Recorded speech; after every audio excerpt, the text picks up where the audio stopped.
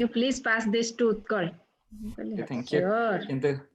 किंतु काली इवनिंग रे कुकुपा मुन्नुपा पूरा एकदम स्टेज को एमती कर देले मगे आज एमती ड्रेस पिंधिया पड़िबा आज I think I was a little overdressed. सेटा मुन्नु I think I was a little overdressed. नमस्कार दास भाई, गुड मॉर्निंग. डॉक्टर रे गुड मॉर्निंग. आपण म्यूट रे छंदी आपण. Debo mute re acha and you are sideways. Change your phone horizontal. एला horizontal अच्छा एमती बसले होनी ओ उल्टा ही अच्छा नहीं रे उल्टा है से फोन टा डायरेक्शन बदल. अच्छा फोन टा हॉरिजॉन्टल कर दले ठीक है जो. हां बस बटन परफेक्ट. अच्छा now we can pause. Go namaskar, thank you. Oh, you are welcome. Good morning. Where is your better half? ये कौन काम चले छी. Durga, you are doing a good job. You are in big demand. Not big demand. I am actually slipped into these things. You know, I am in the ditch. I cannot get up. I cannot get out of this. Namaskar, everybody. Remember Rambhai, namaskar. Rambhai, namaskar. Ajay bhai, you know Durga bhai is our cool professor. No, he's cool. He's Durga, right? So he can get anything done. No, he's eternal optimistic. That makes him cool. नहीं बर्तन कथाला main दिन साला because of you I am sucked into this. You have tremendous leadership and there is no point for me to be hanging around in this group, but I have been sucked into this. What can I do? Yeah, but we need people from outside. See, we will be just thinking, you know, we are close-minded people. Doctor are in a way. No. We need people from outside. Sometimes it's better to, you know, to see the other side of the coin.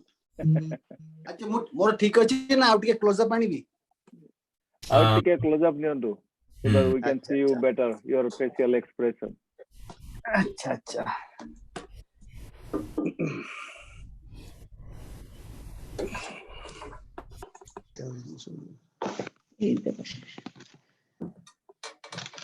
मैं mute करिबो एटा mute ना You okay, yeah. This is better. Much better. Thank you. So हमरो को अनिल दुर्गा भाई हमरो टिके extended हे time अछि बली बुझले तो से ग्लोबल ओडिया रो टिके डॉक्टर ग्रुप रो टिके बसंत भाई कमेडी टा we let it play full टिके एडिटिंग करछि सॉन्ग टाकू हमर ताऊ किछि कल्चरल नाही you decide all those things, you know. That's fine. Yeah, exactly.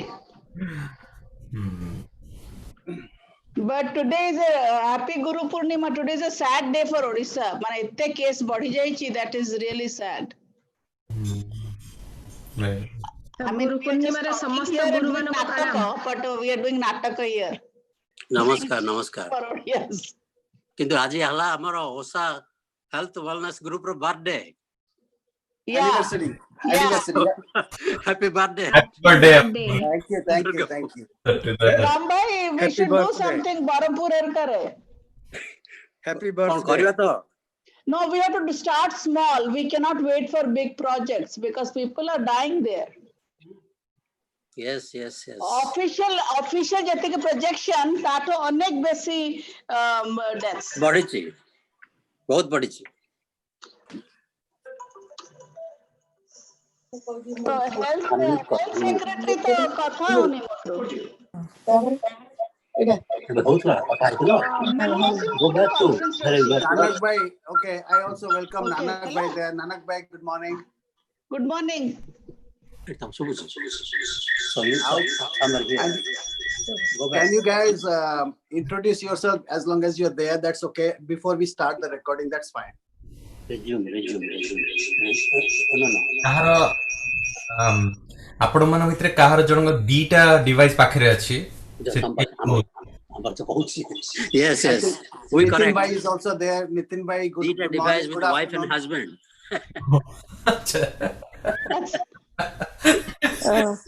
Surya is there.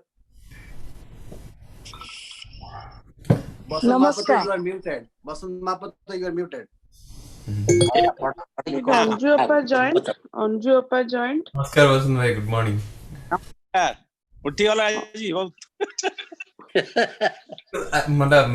वसंत बाबू नमस्कार. Namaskar. Namaskar. Happy Independence Day, happy birthday. सूर्य उदय देखिकी आमे जाइथिलु आउ टिके सूर्य ऊपर आसला बेलको पुणी थरे प्रोग्राम आरंभ हो कटिका लाइक लगछि का कंप्यूटर नोटिफिकेशन ऑन अछि नोटिफिकेशन को टिके डू नॉट डिस्टर्ब मोड लगे देले भला बा That's the green one. I think somebody is. I think we have. आपनकर फोन रे ना दीटा फोन जो अछि सेथि टिके सोशल डिस्टेंसिंग दरकार है. Okay, we are doing it. Sorry. सुधापा कोन क्वेश्चन अछि कि मु गोटे देखुची रेज्ड हैंड लोगो एठी हाँ Sudhapa मो question. अच्छी सुधापा Yeah, Sudha. one question. किछि नहीं Self distancing. समस्ते भल अछंती नमस्कार समस्त नमस्कार. आपनकर वीडियो ऑन करंतु. वीडियो रखते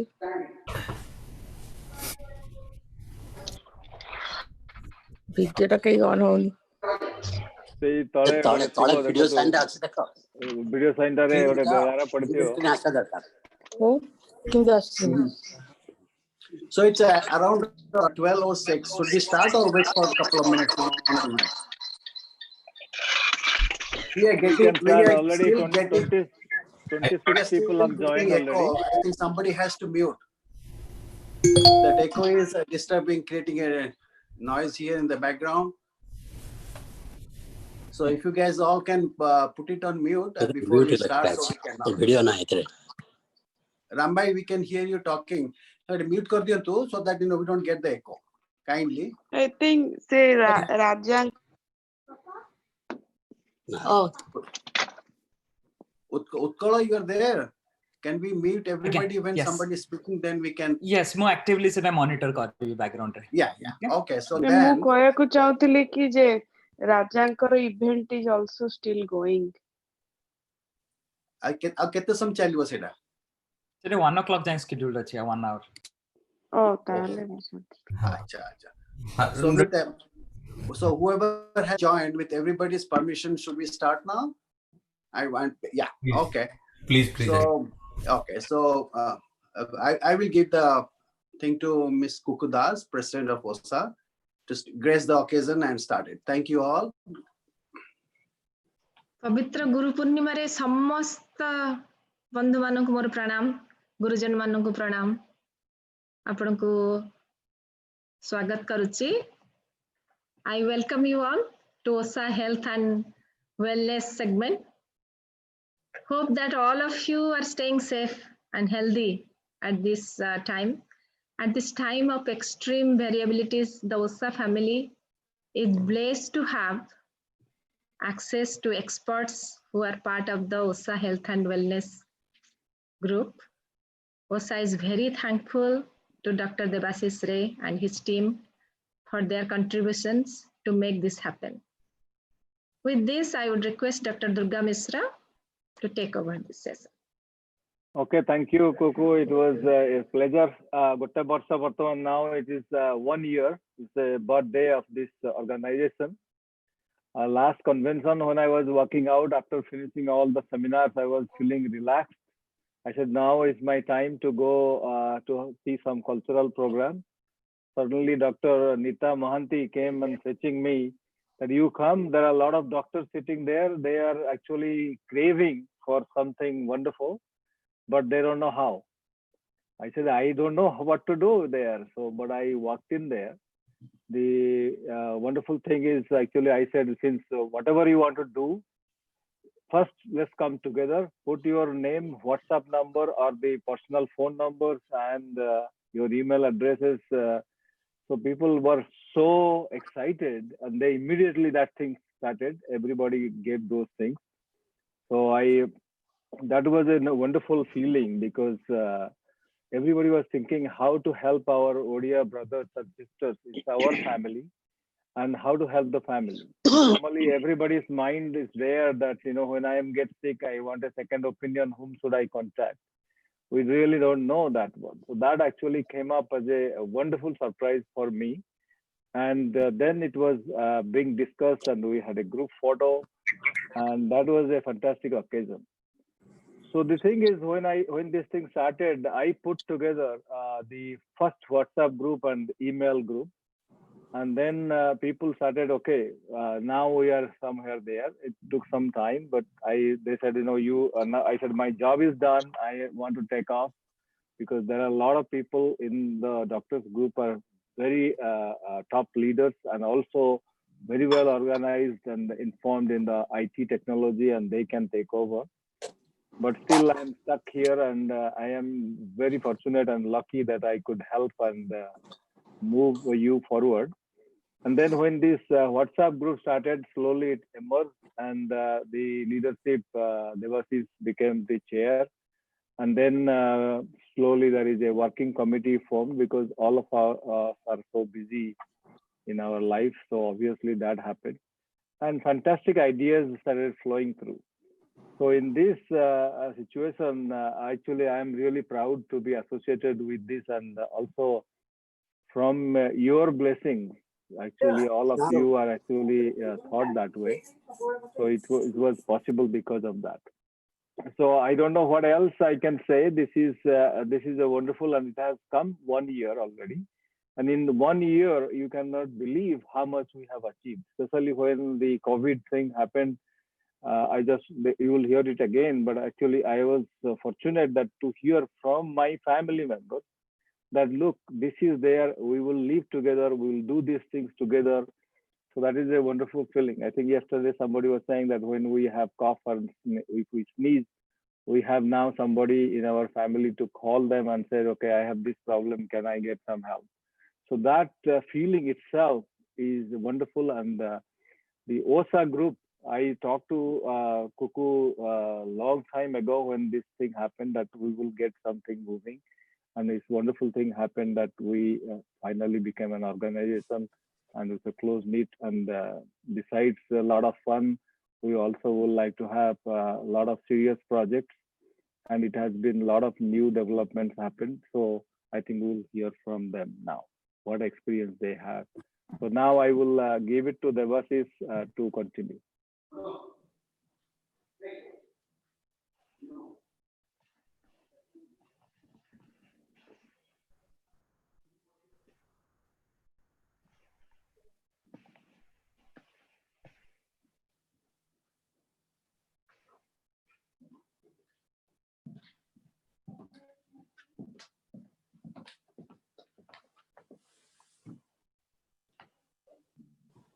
Oh, we missed, yeah.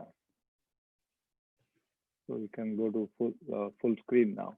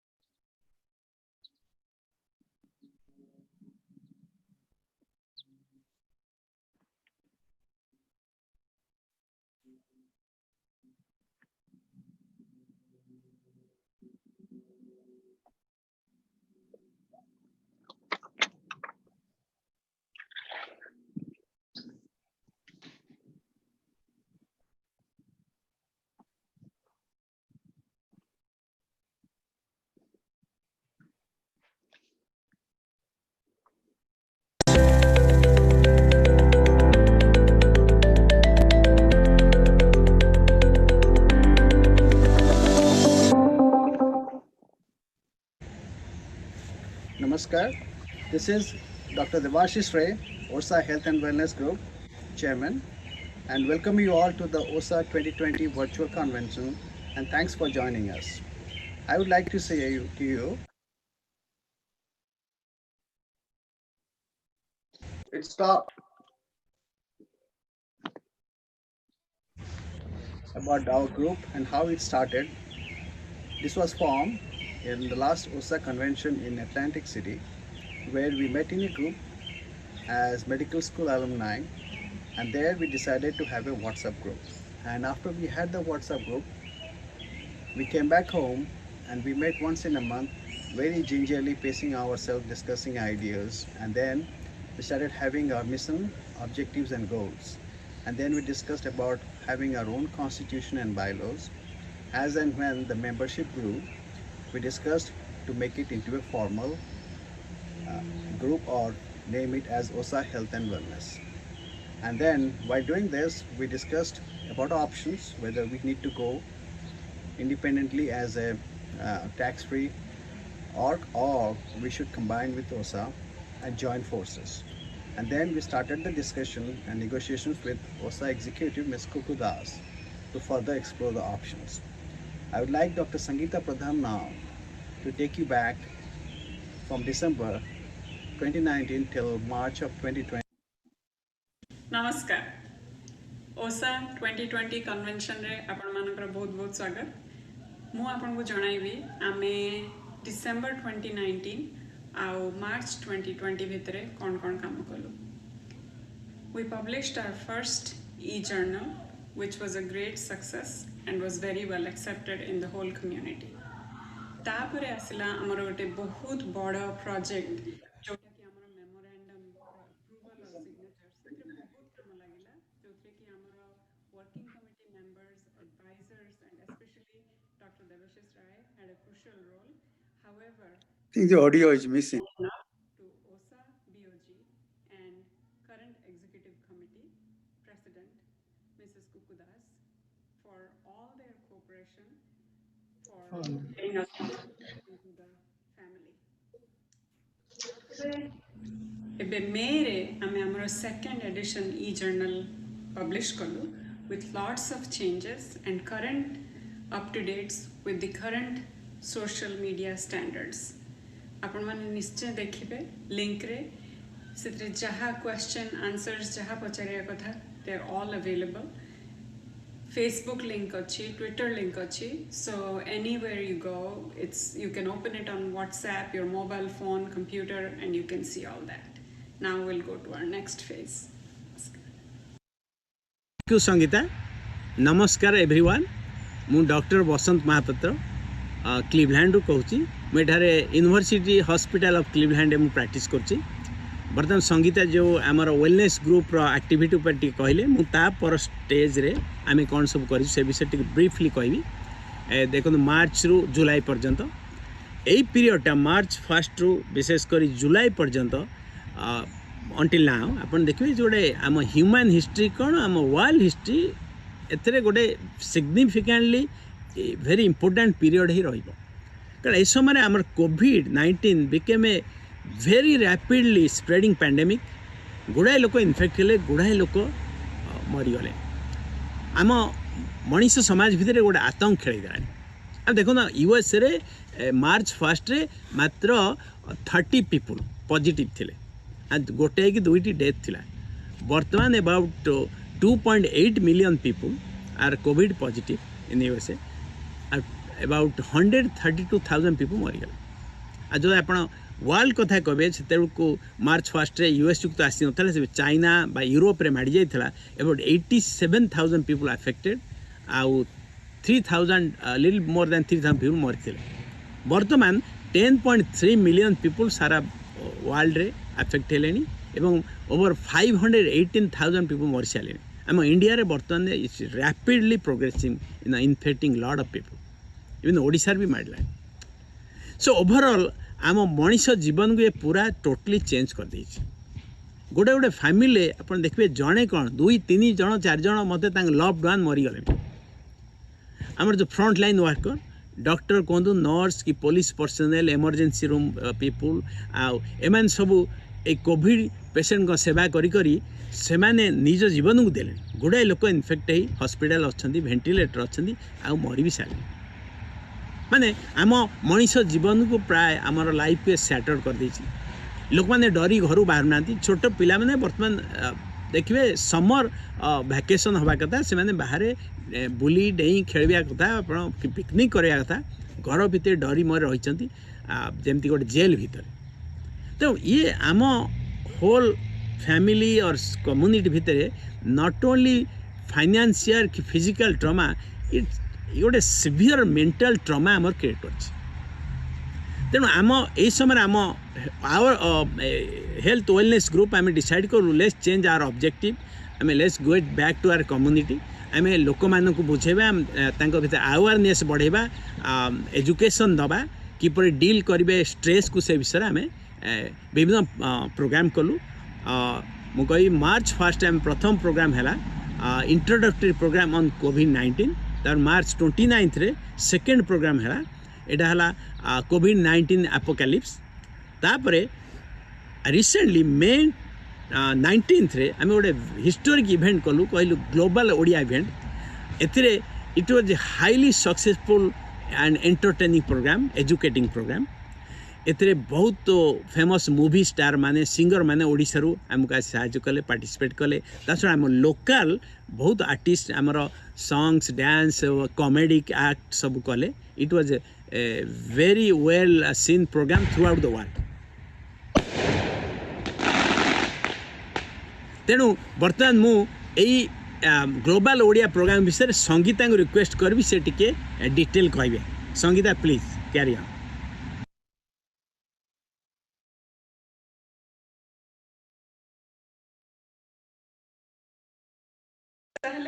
एबे देखिबा हमर नेक्स्ट प्रोग्राम जोटा होची ग्लोबल ओडिया माने प्रतिटी ओडिया दुनिया जाकर जोठी अछंती समस्तन को पई एटा थिला आ ए प्रोग्राम टा हमें डेडिकेट करथिलु हमर जेते भी throughout the world fallen heroes को of COVID victim and their families समस्तन को पई ए प्रोग्राम टा डेडिकेट हितला it required a lot of collaboration lot of hard work including work from our committee OSA Health and Wellness and in addition to that आमे collaborate करथिलु बहुत बड़े माने तारो एस्पेक्ट थिला हेल्थ केयर ता संगरे वेलनेस ता संगरे फिजिकल फिटनेस मेंटल फिटनेस सबुर डिस्कशन हितला एंड सेत्रे पुणी जोड़ा हितला entertainment local entertainment as well as we pulled in lot of superstars from Odisha movie industry. आसंतु ताहले देखिबा हमरो नेक्स्ट प्रोग्राम ग्लोबल ओडिया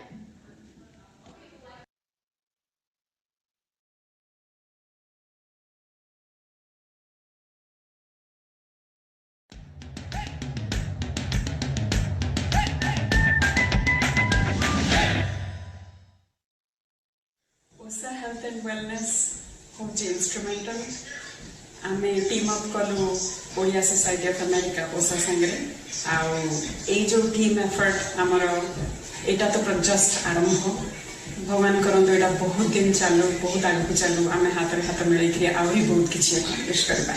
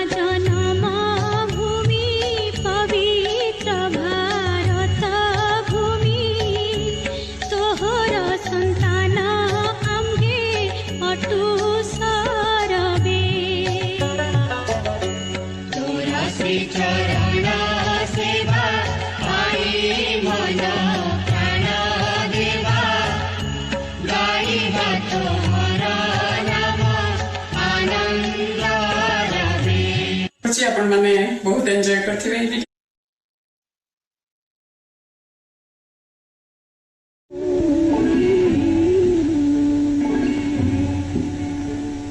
आमे हसीबा आमे हसाई जीवा आमे हसीबा आमे हसाई जीवा। नमस्कार, मु बसंत महापात्र क्लिवलैंड यूएसए रु आपण मानक स्वागत करूची। आपण माने बर्तमान जेउण थांतु, इंडिया थांतु, इंडिया बाहर थांतु कि यूएसए थांतु, आपण माने भल थांतु। आम सहित जोग देइथिबारु बहुत धन्यवाद जनाऊँ। आमे हसीबा आमे हसाई जीवा। ए गीत को स्वर्गत अक्षय महांती 1965 रे अभिनेत्री चलचित्र रे गाइथिले। तामे 50-60 वर्ष तले लोक माने हसी अन्य हसई तापर गुरुत्व देउथिले। जदि इतिहास देखिबे राजा महाराजा माने भी तांको दरबार जन जन विदूषक बा कॉमेडियन रखी समस्त हसौथिले। जेमती अकबर पाखरे बीरबल, आम ओडिशा रे सेमती गोपाल भांडा और कवि जदीमणि बहुत फेमस थिले। से देखुले जो माने हसुथिले मजा करथिले से माने बहुत दिन बंचुथिले बिना रोगरे। एबे आम वैज्ञानिक मान तार कारण खोजी पाइलेनी। मु जने डाक्टर, मु जने साइंटिस्ट, मु जानिची हस बहुत परिमाण रे आमर स्ट्रेस हार्मोन को कमे, स्ट्रेस कमे दबो, आमर लंग्स को स्ट्रांग करी देह सारा ऑक्सीजन लेवल बढ़े दबो। आ सबुठो इम्पोर्टेंट होची इम्यूनिटी। इम्यूनिटी कहले आजकल कोविड पैंडेमिक रे समस्या से विषय कहउचंती। इम्यूनिटी पाई आमर गोटे सेल दरकार, natural killer cell NK cell कहउचंती। आ इम्यूनोग्लोबुलिन ये कौन करनी जदि भाइरस की बैक्टेरिया अटैक कला ये तो माड़ी बसी डिस्ट्रॉय कर दे। से दीटा जाक को हस बढ़े दिए। बर्तमान मु चेष्टा करी आपण मुहर टी हस फुटिया। आज्ञा मु प्रोफेशनल कॉमेडियन नुह।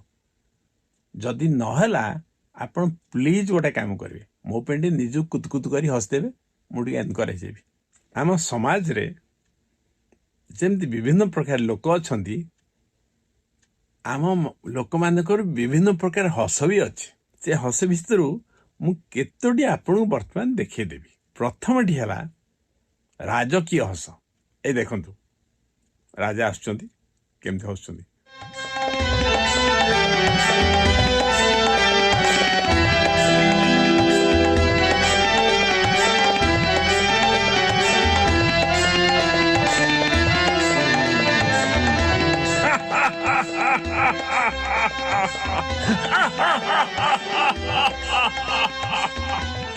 ମନ୍ତ୍ରୀବର ଅବିଳମ୍ବେ ଆରମ୍ଭ କର ଆଜିର ରାଜ ଦରବାର। ଏ ଥିଲା ରାଜକୀୟ ହସ। ତାପରେ ଯୋଉ ହସଟି ମୁଁ ଦେବି, ଇଏ ହଉଛି ଆଜିକାଲି ଯୋଉମାନେ ନିଜକୁ ରାଜା ବୋଲି ମନେ କରୁଛନ୍ତି, ମାନେ ରାଜନୀତିଆ ଲୋକମାନେ, ତାଙ୍କ ହସ ଟିକେ ଆଜ୍ଞା ଭିନ୍ନ ଧରଣର। ତାଙ୍କ ହସ ଦେଖିବା ପରେ ମୁଁ ଆପଣଙ୍କୁ କହିଦଉଛି ହସଟି କେମିତି ପେଟରୁ ବାହାରେ। ଆମ ପେଟରେ ଆଜ୍ଞା କିଛି ମସଲ ଅଛି, ଆବଡୋମିନାଲ ମସଲ, ସିଏ ଯେତେ ସଂକୁଚିତ ବା କଣ୍ଟ୍ରାକ୍ସନ ହେଇଯାଏ, ଆଉ ଡାୟଫ୍ରାମ ମସଲ ଗୁଡା କଣ୍ଟ୍ରାକ୍ସନ ହେଇଯାଏ, ସେ ଲଙ୍ଗସ କୁ ତଳ ଆଡୁ ପ୍ରେସ କରିଦିଏ। ପବନ ଗୁଡା ବାହାରି ଆସେ, ସେଇଥିରୁ ହସର ସାଉଣ୍ଡଟା ଆସେ। ରାଜନୀତିଆ ଲୋକମାନଙ୍କର ଟିକେ ଆଜ୍ଞା ପେଟ ସାଇଜ ଆପଣ ବୁଝିପାରୁଥିବେ। ତେଣୁ ଏ ମସଲ ଗୁଡା ତାକୁ ଚିପିବାକୁ ସମୟ ଲାଗିବ, ଏଡେ ବଡ ପେଟ। ସ୍ଲୋଲି ସେ ମସଲ ଚିପିଲେ ସ୍ଲୋଲି ସେ ଲଙ୍ଗସ କୁ ଚିପିବ, ପବନ ଗୁଡା ବି ସ୍ଲୋଲି ବାହାରିବ, ହସଟା ଟିକେ ଲମ୍ବିଯିବ।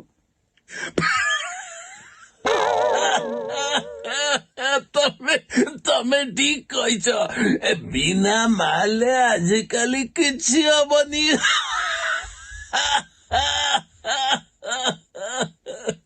ଆଉ ଜଣେ ଲୋକ ଅଛନ୍ତି ସମାଜରେ, ଆଜ୍ଞା ସେ ପାଟି ଖୋଲିବେନି, ସେ ହସିଲେ ପୁରା ଚୁପଚାପ, ମାନେ ଗୋଟାଏ ସାଇଡରେ ହସୁଥିବେ। ମୁଁ ତାକୁ ଫାଳିକିଆ ହସ। ଏ ଯୋଉ ପୁଲିସ ଲୋକମାନେ, ମିଲିଟାରୀ ଲୋକମାନେ ଭାରି ସିରିୟସ ଅନେଇଥିବେ। ଦେଖନ୍ତୁ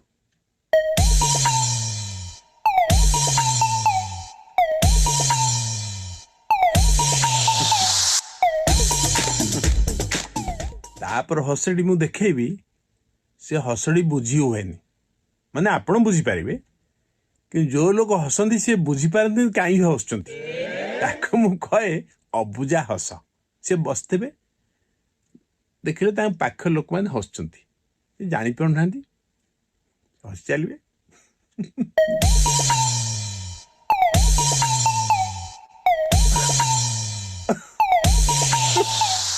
ଭାଇ କଣ ହେଲା, କାହିଁ ଜାଣିନା ତ ହସ ଭାଇ, ତମେ କାହିଁ ହସ, ତମେ ଜାଣିନା ହସୁଛୁ ହସୁ। ତାପରେ ହସ ଯୋଉଠୁ ଦେଖେଇବି, ସେଇଠାରେ ବୁଝିବାକୁ ଆପଣ କିଛି ଅସୁବିଧା ରହିବନି, କାରଣ ସେଇଟା ସମସ୍ତ ବହୁତ କମନ ହସ। ଟିକେ ହାତ ଫୁଟେଇ ଦେଲେ ଅଛନ୍ତି ଲୋକ ବି ଡେଇଁ ପଡିବେ। ତାକୁ ମୁଁ କହୁଛି କୁତୁକୁତିଆ ହସ।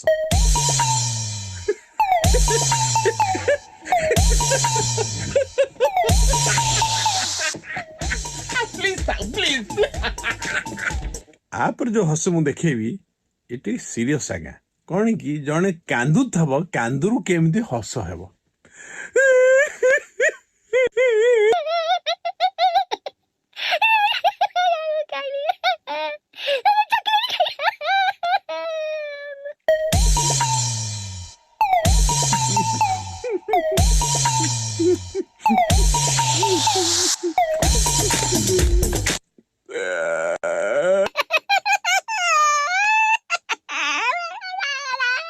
କିନ୍ତୁ ଆଉ ଗୋଟେ ହସ ମୁଁ ଦେଖେଇବି, ସେ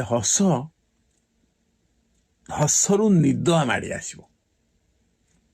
ଟିକେ ଲେଟ୍ ନାଇଟରେ କଣ ମୁଭି ଦେଖୁଥିବେ କି ପିଉଥିବେ, ଏଇ ଲୋକମାନେ ଟାଢି ହେଇଥିବେ, ଦେଖ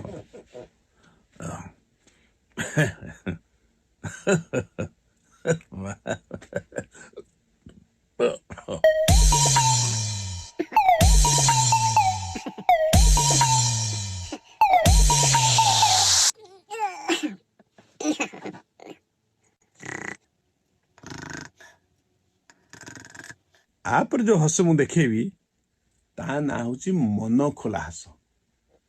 किंतु ए हसर साइड इफेक्ट बहुत आपण सबू ग्लैंड रु सिक्रेशन हो जाएगा आपण स्पिंक्टर सब ढिला हो ए आखिरू लुह बाहरी पड़ो नाकरू पानी सिंगाड़ी गली पड़ो आपण पार्टी लाल बाहरी पड़ो ब्लाडर आज्ञा आप ढिला परिसा हो एमती कि 1 ରୁ 2 भी हो पारे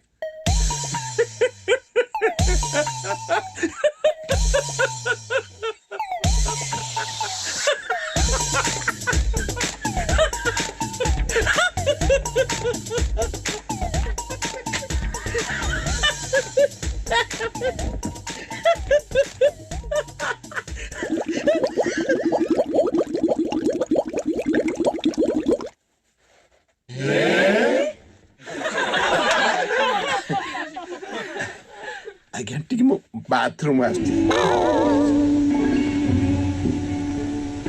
आमे हसीबा आमे हसाई जीवा आमे हसीबा आमे हसाई जीवा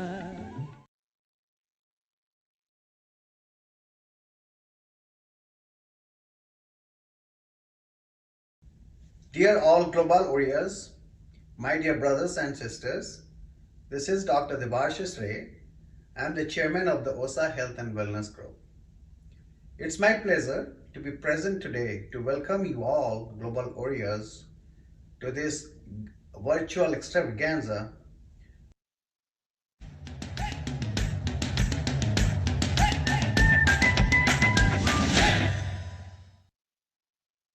Hi, there you go again.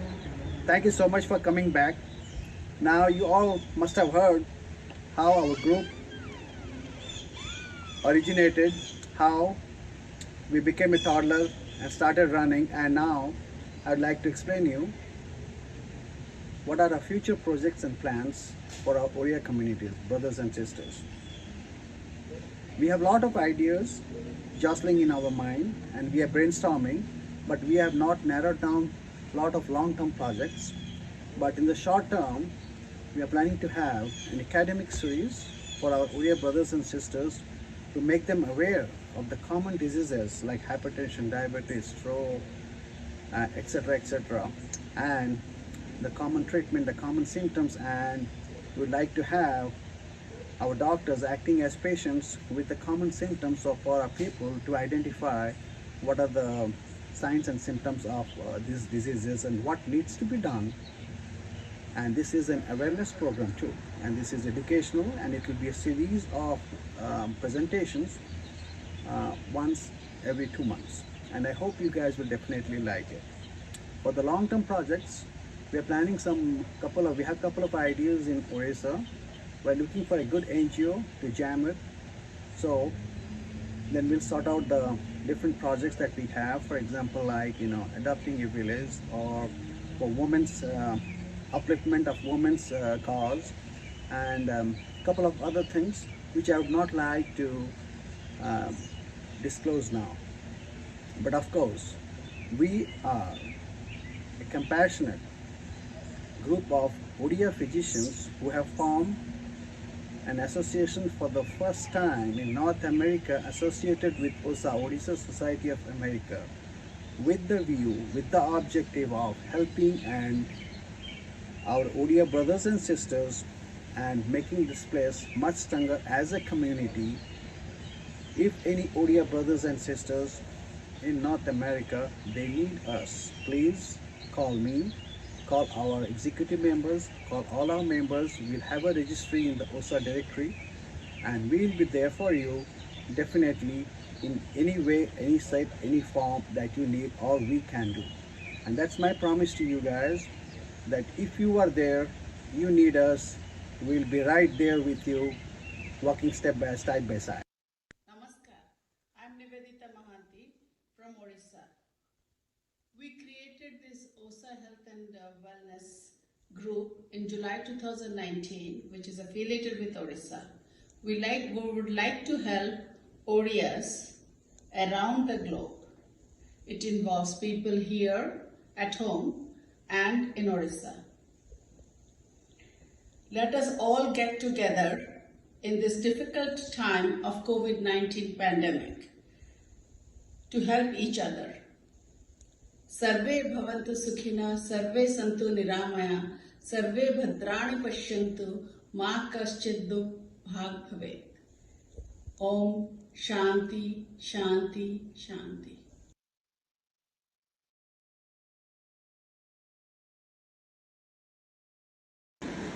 जय जगन्नाथ। हूँ प्रतिभा नायक। मत 20-22 दिन तले कोविड आक्रांत होती किंतु मत जना नाथिला। मत जना थिला जे मु भाइराल फीवर रे अच्छी बोली। धीरे धीरे जो ज्वर कमु नथिला कि देह भल हो नथिला कि एठी कौन सी डॉक्टर माने ये पाई पारु नथिली सुविधा सुजोग क्या सागर कथबार्ता कले केमती से करि पारु नथिले। सेतबेले मोर पुओ उत्कल मते डॉक्टर देवाशीष सागर कथबार्ता करे सेतबेले से डॉक्टर देवाशीष एते बढ़िया भाव में एते स्नेहपूर्ण भाव में मोठार सब रकम सिम्पटम बुझी नहीं गले। बुझी नहीं जाइए से जेहेतु जड़े डॉक्टर सब जानिले शुणिले सी जो भाया भाव में करने को हम से भाव में उत्कल को बुझे देते। आउरी कथा अनुसार से डॉक्टर पाक जाइली। मोर जो गोटे डर थिला एत वर्ष पर कोविड ना आसुनी जो डर थिला तांको कथबार्ता बिल्कुल डरनी सब कथा कही आउ से जाइकी मते जो अनुसार कहले से अनुसार मु जाइकी ट्रीटमेंट हेली कि बर्तमान पूरा सुस्थ अच्छी। आउ जड़े डॉक्टर यही भाव में स्नेहपूर्ण भाव में जड़े रोगी सांगर कथबार्ता कर जो सब रकम बुझी नवाटा सेटा मत सबुठारु बेसी आनंद देछि। सबुठारु मु बेसी आनंदित हेली तांकर कथा। तेणु नमस्कार स्मरणिका जेना मु जड़े ओडिसी डांसर। मुझे गत 2 वर्ष हो यूएसए रे रोचे। मत जना नाला जे मो लाइफ रे एते बड़ प्रोब्लेम आसीबो जोटा कि एप्रिल 23 रे मो हस्बैंड कर ब्रेन हैमरेज है जोटा कि मो नुआ थिला। मो संगे ना फैमिली अच्छा ना किए अच्छा मत एत डरी जाइली जे मुझे जानी पार नी मु कौन करी बोली। किंतु भगवान का ये मोर अनिल भाई सांगे और देवाशीष भाई सांगे मोर कंटाक्ट है जोटा कि मत एपर्यंत भी मत से मैंने प्रति मुहूर्त मत हेल्प कर चलते। थैंक यू सो मच भाई आपण ये सब संभव हो पार बहुत जिनस जोटा कि मोर नॉलेज रो बाहर थिला। देवाशीष भाई पूरा मेडिकल दायित्व नेले मत बुझेले जे तोते कौन करिया को हबो तोते कौन केमती प्रिपेयर होबा को पड़ियो जोटा कि मत सेटा बहुत इंस्पायर कला। मत मु जाइके भी सही जिनस कली जोटा कि मु जानी पारली तार बेनिफिटटा कौन जोटा कि मोर आगुरु धारणा थिला जे यूएस रे भल ट्रीटमेंट करा जाए भल केयर करा जाए जोटा कि सेटा जोटा देखिली कि सेटा हो नथिला प्रॉपर हो नथिला। किंतु जेतेले देवाशीष भाई तांका संगे डॉक्टर संगे डायरेक्ट कथबार्ता हेले ये कले तापर तार प्रॉपर हस्बैंड कर प्रॉपर ट्रीटमेंट कराला प्रॉपर तांकर केयर निया गला। तो प्रति जिनस भी मते कहले जे नाई तमे डेली जीव डेली तमे बुझिबो जे तार कौन ट्रीटमेंट होउची कौन ताको दिया जाउची कौन केयर निया जाइची सब बुझिबो जाफल कि सेमानकर गोटे डर रहइबो ताको से माने तापति बहुत केयरिंग भी हेबे सेटा और सेटा मु कला पर भी मु रियलाइज कर पाले जे हां से जिनस रे से माने मो भाई कर जति कांटेक्ट कथबार्ता हैला परे तापर हस्बैंड कर प्रॉपर केयर निया गला प्रॉपर तांका ट्रीटमेंट भी करा गला जोटा कि मो आगुरु तांकर देखि नथिली सेटा। बहुत थैंक यू जे भाई प्रति कौन दरकार जोटा कि मेडिकल मोर कौन से नॉलेज नथिला ता विषय रे मोर किछि भी नॉलेज नहीं ता बाबत रे जोटा कि मते भाई प्रॉपर गाइड करले कि हाँ तापर पुन डॉक्टर मानक संगे भी डायरेक्ट कथा ताले काहे कि ए जिनसटा करा जाउनी काहे कि सेटा जिनस ताका पई करा होनी जोटा कि बहुत बेनिफिट है मो पई आ हस्बैंड को पई भी ताकर आज जदी किछिटा भी बहुत किछिरा को जो इम्प्रूवमेंट आसी भी भाई बहुत बड़ा हेल्प अच्छे ता पछरे आ थैंक यू सो मच सेटा मु केबे भूली परिबिनी मो लाइफ रे आ जोटा कि मोर भी गोटे थिला कि मु केबे काहा को हेल्प मागी पार नथिले कि हाँ मते हेल्प दरकार बोली जोटा कि मते अनिल भाई मते कहले नहीं जतले जी कहउछन तमे हेल्प पई तमे सेटा को नियो सेटा को करो सेटा जोटा समस्त आसीबे हेल्प करिया पई सेति सकासे thank you so much Anil भाई और देवाशीष भाई आपण मैंने बहुत सपोर्ट कर मत एपर्यंत है गोटे बड़ भाई हिसाब से थैंक यू सो मच भाई नमस्कार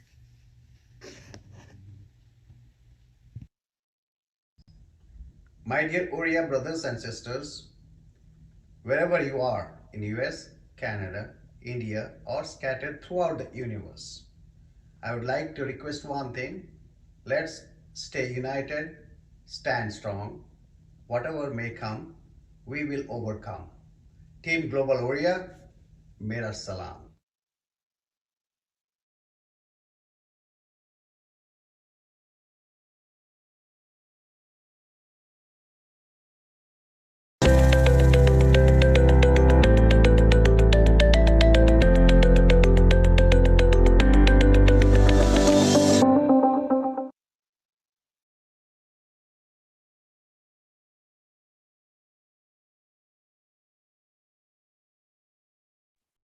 ଦେବଶ୍ରୀ ବାବୁ ଅନମ୍ୟୁଟ୍ କରନ୍ତୁ ଅନମ୍ୟୁଟ୍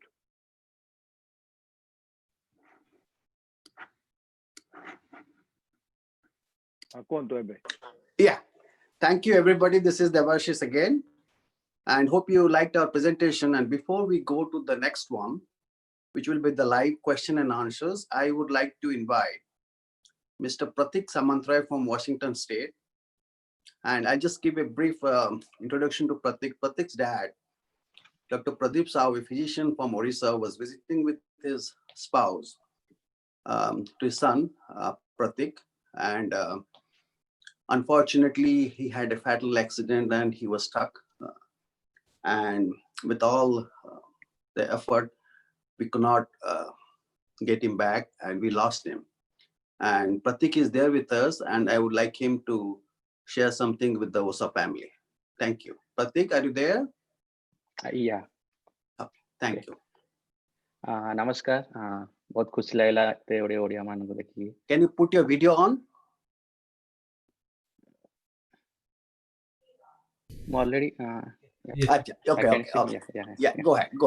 नमस्कार सो बहुत खुशी लागला ते ओडिया मान को देखि यूएस रे जा देवाशीष अंकल कहउछंती लास्ट ईयर जेमती बापांकर बहुत दुख थवर एक एक्सीडेंट हेछि तांका जीवन रहतले त मो से किछ कहया चाहूची तो मो एठी सियाटल ले मो रुहे तो एठी मो दीर्घ 3-4 वर्ष ला रहलानी तो मोर ओटे ड्रीम थला कि मो पेरेंट्स मान को आनी कि यूएस रे डिफरेंट जगह सब देखेबी तो I think July last year मु जाइतली इंडिया तो मो बापा वो दी जन को आनी कि आस्थिली जुलाई मासरे तो तांको एठी सियाटल छडा न्यूयॉर्क जाइतली सब जगह बहुत जगह बुले कि देखैतली तो दीर्घ 4 मास रहला पर हम प्लानिंग थला मैं नवंबर मासरे इंडिया को रिटर्न करिया को बट गोटे सप्ताह पूर्व सी गोटे पाख गोटे पार्क था सब बड़े जानती इवनिंग वॉक तो से फेरला बेले गोटे बहुत जो क्रॉस करते क्रॉस वॉक बड़ एक्सीडेंट हो जाता तो से Seattle Harborview medical centre को नहीं जाइए तो आम जानला बेलू बहुत लेट जाइए तो आम सांगे सांगे से हार्बर व्यू हॉस्पिटल पहुँचला बेलू से डॉक्टर मैंने कहले कि अवस्था बहुत serious extensive damage even bone fracture even but मेन जिन हूँ मुंडे बहुत बड़ा आघात लगी तो सी कहले सर्वाइवल चांसेस बहुत लेस से ही मे डाई समथिंग से कहले तो सी जो पर्टिकुलर से लाइन कहला पर I mean you can feel the situation तो से मो वाइफ और मो मदर खाली 3 जन ही थिलु सी सांगे सांगे से आईसीयू को शिफ्ट कर देते ऑपरेशन चलता तो आम गोटे वेटिंग रूम रे कहते बसंतु आम जहाँ भी अपडेट हम आप कहूँ तो से माने 4 वर्ष रहला पर मु भाबी नथली कि एमती गोटे सिचुएशन आसीबारे माने I hope it should not come to anybody's life तो से कहीं पाखर नथले आम व्यस्त होइतलु काहाकू in this time you should have some family support so that you can lean on to the shoulder but in the mean time आम ऑलरेडी इंडिया रे मो ब्रदर इन लॉ संदीप भाई सांगे मो कंटाक्ट थी तो सी जन चिन्हा निशिकांत भाई बस्टन रुहत तो सी कहले सी तुम कंटाक्ट कर सी तुमको हेल्प करी तो सी मत एठिकार सियाटल चैप्टर हेड जे अमूल्य दास कंटाक्ट देते तो मुझे सांगे सांगे कंटाक्ट करी तो सी गोटे फोन कॉल कलापर I even they have built a WhatsApp group for me so मु सब अपडेट दौली सी सांगे सांगे मत फोन करते up to date technique information दौले से इवन से माने कहले फूड इवन से फूडिंग रा खाया ପାଇଁ ବ୍ୟବସ୍ଥା करथले इवन कम्युनिकेशन घर को रानी छाड़िबा को भी जाउथले तो सेही समय तापर नेक्स्ट डे कुकु बाबा मते फोन करथले सी मो इंसिडेंट सुनी के बहुत सी feel very sorry for my incident and सी संगे मते देवाशीष अंकल को नंबर देथले सो संगे संगे देवाशीष अंकल को फोन कला परे मु तांको ऑलरेडी सब दिन अपडेट देथले सी पूरा टेक्निक जमती से आम लास्ट प्रैक्टिशनर प्रेजेंटर कहले से पूरा टेक्निक बुझले केमती हेतला कोन हेतला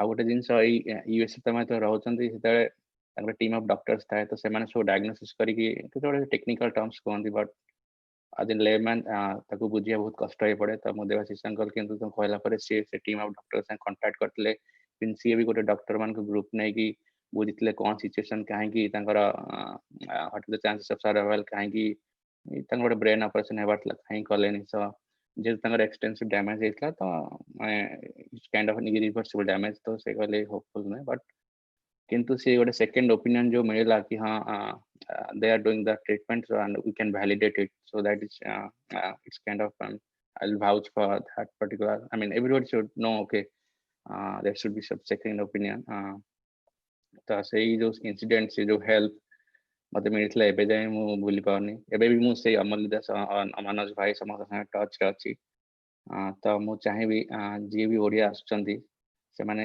ओसार part they should be part of OSA team because एवा सिचुएशन तो आपण मान भाबुथि मो लाइफ रे किछि हबनी किंतु in single second it will just turn upside down so चाहूँ समस्त आसिकी ओसा टीम रे जॉइन करंतु और डिफरेंट एक्टिविटी जो पार्टिसिपेट करंतु Yeah, I mean, it was very. I will never forget in my life the help and all the assistance I have. Yeah. Thank you, Pratik. Devashish again, and I just want to mention one more thing. The OSA executives, they gave us an opportunity to help touch others' life in time of crisis. But what they do behind the scene, I would like to take few seconds to let you guys know, because these things do not come out in the light. Pratik, that ki Rati Bhatta re Kuku called me and she was so much in distress. And she set up a group with Anil and everybody there. And I can see the palpitations and the hunger to help and do something for this gentleman. And these things do not come out. And this touched me so much. And then I started walking and pacing, thinking what needs to be done. And what you heard from Pratik is all because of this passion and the feeling that I saw, I heard and felt in Kuku and Anil's voice. And same thing with Colorado, also the same. Again, Anil was so passionate and was so much in pain along with Kuku, and they set up a WhatsApp group. So, and same thing with Utkal's mom. And not only medically, but also we teamed up, Kuku, Anil, Amisu, OSA Health and Wellness, Sangeeta, Rambhai, Ramprasad Patnaik, Prasanna Mahapatra. We used to hold a prayer meeting at 9 p.m. till she came back home. So what I would like to say is, it's not OSA Health and Wellness, but it's OSA executives and the right partnership and the right team, which can bring the change in our ODA communities members during the time of crisis. So I would pray, let's keep this partnership growing again. And then I would like to thank all our OSA Health and Wellness members, and specifically the senior members like Dr. Nanak Agarwal, he's here also, Dr. Nitin Doshi, Dr. Ramprasad Patnaik, Dr. Prashant Raj, and Dr. Bikram Paul, and a lot of our young doctors also who are very passionate. We discuss every day and we have the same feeling. If it is not me, it will be them one day helping and spreading out the goodwill towards our ODI community. So saying this, I would like to stop here and we can start our question and answer session. And I will hand it over to Dr. Ajay Mahanti to moderate this thing. Ajay bhai, are you there?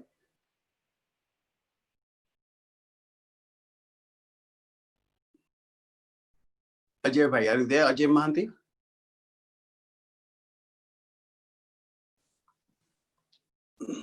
I think is he mute? Ajay bhai, you are on mute. Ajay bhai, you are on mute. No, On mute. Yeah. Now, Hello. हाँ Yes. अपना moderate करिए बर्तमान. 80%. Oh.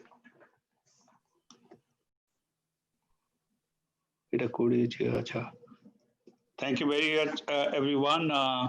Good afternoon. Good afternoon. I am here. I never wanted to be a doctor in my life. Actually, I went to SV Medical College many years ago and chickened out. But finally, married to a doctor here. So, but I'm delighted that जो program टा होची ଆମ ଦେଶରେ ମୁଁ ତ ଗୋଟେ ଛୋଟିଆ ଭିଲେଜରୁ ଆସିଛି ସେଠି ଯିବାକୁ ହେଲେ ଗୋଟେ ଡିସ୍ପେନ୍ସରୀକୁ you have to walk about 12 kilometers. ତେଣୁ ସେ situation has not changed. ସେ ଯୋଉ ଆମ ଓଡ଼ିଶାରେ ବହୁତ ଜାଗାରେ especially rural area ରେ hopefully this program will energize our health sector. And thank you, everyone. With that, I will open whoever has questions. Please say loud or you can chat and ask the question to the particular person. Chat guy. Is there a question in the chat? So I posted a question on the chat. Yes. If you want, I can repeat it. Yeah, you please go ahead and repeat it, Monk classes. So, Namaskar, this is Prashant from Chicago. Thank you for everything that you guys are doing. You're doing a fantastic job. I think OSA HWG is probably one of the best initiatives OSA has done so far. I think, at least in my personal view. More question is slightly different, and I hope it will be helpful to everybody. I have like Moro Jhiachi who goes to college in Ohio, and she's going to be a teacher. So she has to be interacting, going to schools and teaching and doing different, learning and stuff. Is there any recommendation, guidelines that you can suggest how to disinfect herself and keep everybody else at home safe? It kind of applies also to me when I go to work and I come back home, or my wife goes and comes back home. And I hope it will be helpful to everybody as well. As we interact in a workplace or something, when you come back, are there any procedures or suggestions that you can do to disinfect ourselves so that it doesn't spread to the rest of the family? I don't know if no one else says, then I'll say. Okay, so if you want, this is the verses. Okay, it's a good question. Can you little elaborate on the question? What do you mean by he's coming back home? So I can tell you exactly. So for example, right now she ghare achi. She's a teacher. She's going to be a teacher. So she goes for some like city schools jaye padhaya pai 4 ghanta 3 ghanta she has some classes. So she interacts with other children in that neighborhood kimba kichi parents asthai paranti. So jetala gharu ku asibo, I mean I hear doctors like doing certain things, like say the mask pindi thai, she also is going to using a face shield as well, just to protect her face completely. Kintu jetala gharu ku asibo, but her body and the hair and everything else, that could carry the virus, as I'm hearing. So my question was like, is there anything else she could do other than taking a shower immediately to protect the rest of the family? Yeah, thank you. That's a good question. But let me tell you, I think we discussed about this in the COVID conference. Our YouTube review achi, I mean, we can share. But what I would say is, look into CDC current guidelines and the area, the locality you guys are in. So when she is going out, she has to follow all the restrictions and distancing and barrier methods like masking, shielding, as and when it is given out there. But she'll take the usual shower and wash your hand, soap and water, like we had discussed. And there is nothing specific you have to. I mean, if she follows the guidelines, maintains the distancing and the barrier, there is nothing extra additional you have to do that. But if she is going to an area which is at this moment very endemic for the COVID and the incidence rate is very high, then the situation changes. But in general, if she's going and the place is open for face-to-face with guidelines of restrictions and distancing, I don't think there is anything additional that she has to do. But does she have any other medical conditions like asthma, diabetes, anything like that, No. high risk issues? No, Okay, if nothing. it's not there, then, and she has no symptom, there's nothing additional you have to do other than following the routine guidelines and CDC updates. Thank you. Thank you. May I add from the audience? Ajay Babu, can I talk something about? ଆଜ୍ଞା ଶୁଣନ୍ତୁ ଆପଣ ମାନେ ଯୋଉ CDC guideline କହିଲେ ତା ସାଙ୍ଗରେ ଆପଣ ଗୋଟେ ଜିନିଷ ଆଡ୍ କରିପାରନ୍ତି from our traditional Indian system which will keep you safe definitely, because by chance if any virus has gone into our nasal cavity or through the mouth, the best thing is when you reach home, besides taking the shower, ଆପଣ ଗୋଟେ ଯୋଉ ଗରମ ପାଣିର ବାମ୍ଫଟା ନିଅନ୍ତି ଗୋଟେ towel ମୁଣ୍ଡ ଉପରେ ଘୋଡେଇକିରି ଯଦି breathe in କରିବେ through the nose as well as through the mouth, so that steam which goes at 100 degrees Celsius, that actually destroys the virus. So just you have to do for 3 minutes. This is very simple. ଆଉ ତା ଛଡା ଆପଣ ଯଦି ଚାହୁଁଛନ୍ତି ଯୋଉ ଗରମ ପାଣି ସିପ୍ କରିକି ପିଇ ପାରନ୍ତି ବା ଟିକେ hot saline gargling କରିଦେବେ, then obviously you will be 100% sure that the virus cannot affect you. Just a common thing which we are doing. Whenever we go out, we come back, we do this, and we are perfectly safe. I am 77. Thank you so much for adding it. Any other question? I would like to say something. Is it a question? No, just wanted to have a comment also and also a question. So basically, this is a great initiative. So I congratulate you. I'm Manoj Joshi, and I am part of. I was involved in the Global Udia meeting last time, and then I provided some meditation program. So there are a lot of things happening right now because we all from India, and India is the house of yoga, pranayam, and all. I think there are a lot of scientific studies happening right now. Like for example, very recently, the doctors say that the pranayama technique that Indians have been doing it for thousands of years have been identified as a heart coherence breathing, and then it was talked about by many media people. It was India's thing, and then now the doctors are renaming it. So that apart, I think there is a scope for a lot of us, particularly from the medical community, to really think about it, and then what are the scientific aspects of these pranayama techniques and yoga techniques, mindfulness, because the whole world is really opened up for those kind of things. And particularly after the COVID-19, I'm seeing there is a global awareness of the meditation and then all the ancient concept. So I think if we join hands with this kind of approach, by doing something really medical testing and then document it, because right now the school that I belong to has opened a yoga university in Los Angeles right now, National Yoga University, the first university in the United States to teach masters and undergraduate program in yoga. So I think this is the time right now to join hands with other people involved in the health and wellness and take it to the right spirit so that we can really help a lot of people with the scientific studies background. So that's the comment that I wanted to make. Thank you. Thank you, Dr. Joshi. There is a question from somebody, Anthony's iPhone. I don't know who is the person. There is an article recently where 239 worldwide scientists petitioned a letter to WHO stating the same mask and distancing to avoid inhaling the viral particle suspended in the air. So the question could be that can COVID be airborne? I don't think it's a question, it's a comment. Well, I mean, this is a general question people are asking. Airborne. Airborne in the sense that, if the air is circulating inside the plane, can one catch it? Okay, I can take that. Yes, sure. So the virulence definitely goes down unless somebody has the virus and is coughing or sneezing or laughing. That's when you're at high risk of infection. Once it drops to a surface, just being in the air, you're not going to be that contagious. And obviously, if you're in a plane, I would expect that you're wearing a mask to protect yourself. And hopefully, everybody around you is wearing that too. Okay, thank you. May I add to this one more thing about the aeroplane, riding inside the aeroplane cabin?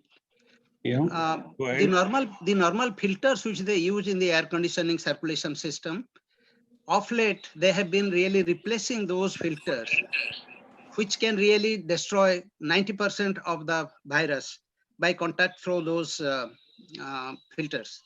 So they are adding that plus your mask if you are wearing, then you are doubly safe. So it will reduce the possibility of somebody contacting from the air circulation system in the aircraft.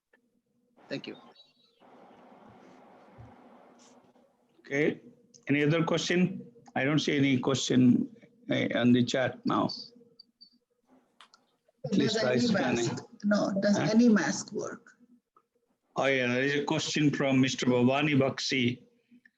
Does any mask work, or it has to be a specific type? Who is going to answer? Where do you answer? Any mask is better than no mask. So if you can use N95 mask, it's fine, but it also has filters. So inside the medical centers, they often ask you to change. And if you do not have N95 mask, you can use any surgical mask as long as it's a barrier. Because most people are not used to wearing N95 mask the whole day.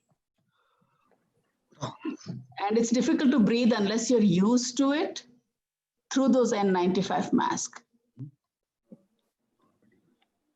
Thank you. Ajay Babu? Ajay Babu?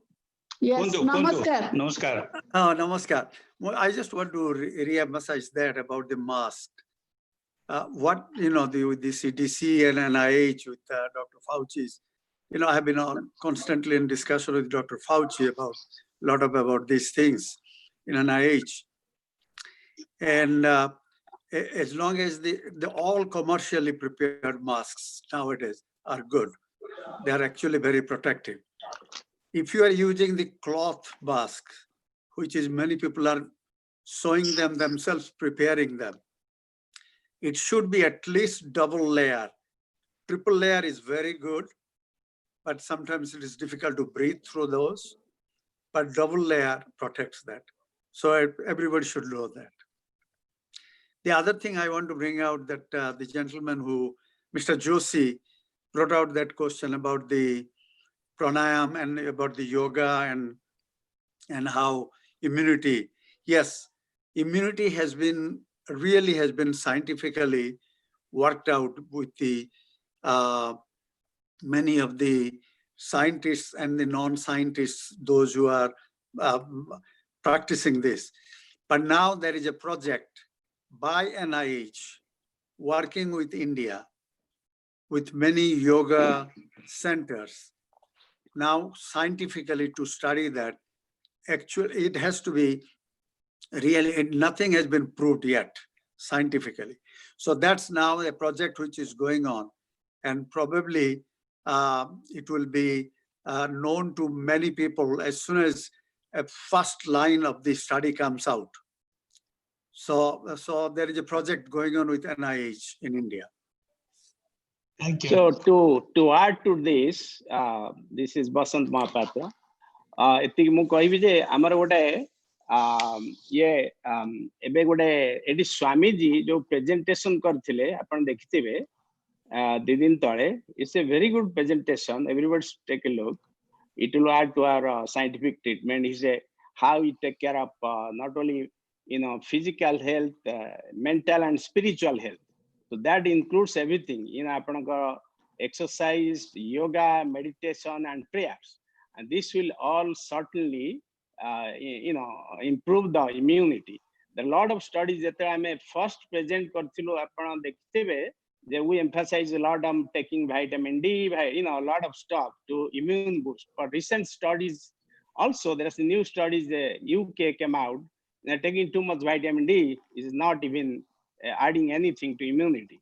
So most important is here to boosting the immunity, like your, regular exercise, diet, good diet, plus your sleep. Sleep is very important.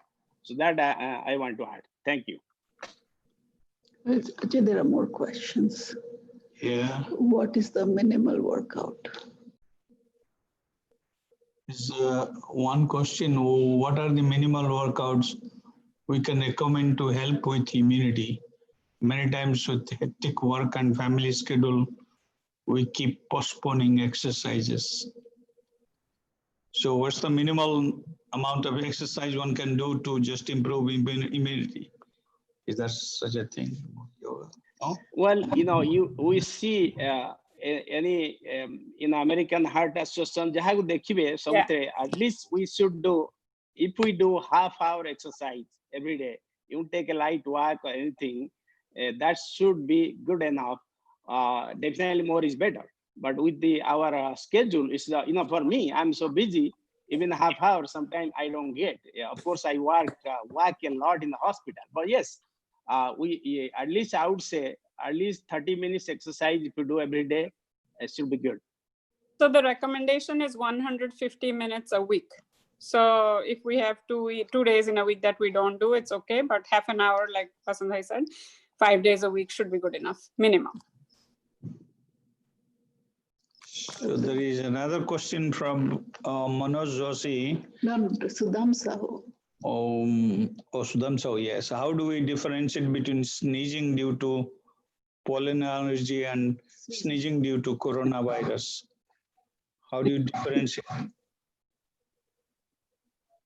So basically, sneezing due to allergy is something that you have all the time and you know what it is, doesn't have any other associated symptoms like being fatigued or being short of breath, fever, cough, other things. So if you don't have any other symptoms, it's your usual seasonal allergies. But if there's a fever or there's any other extreme exhaustion, then that would alarm you for a...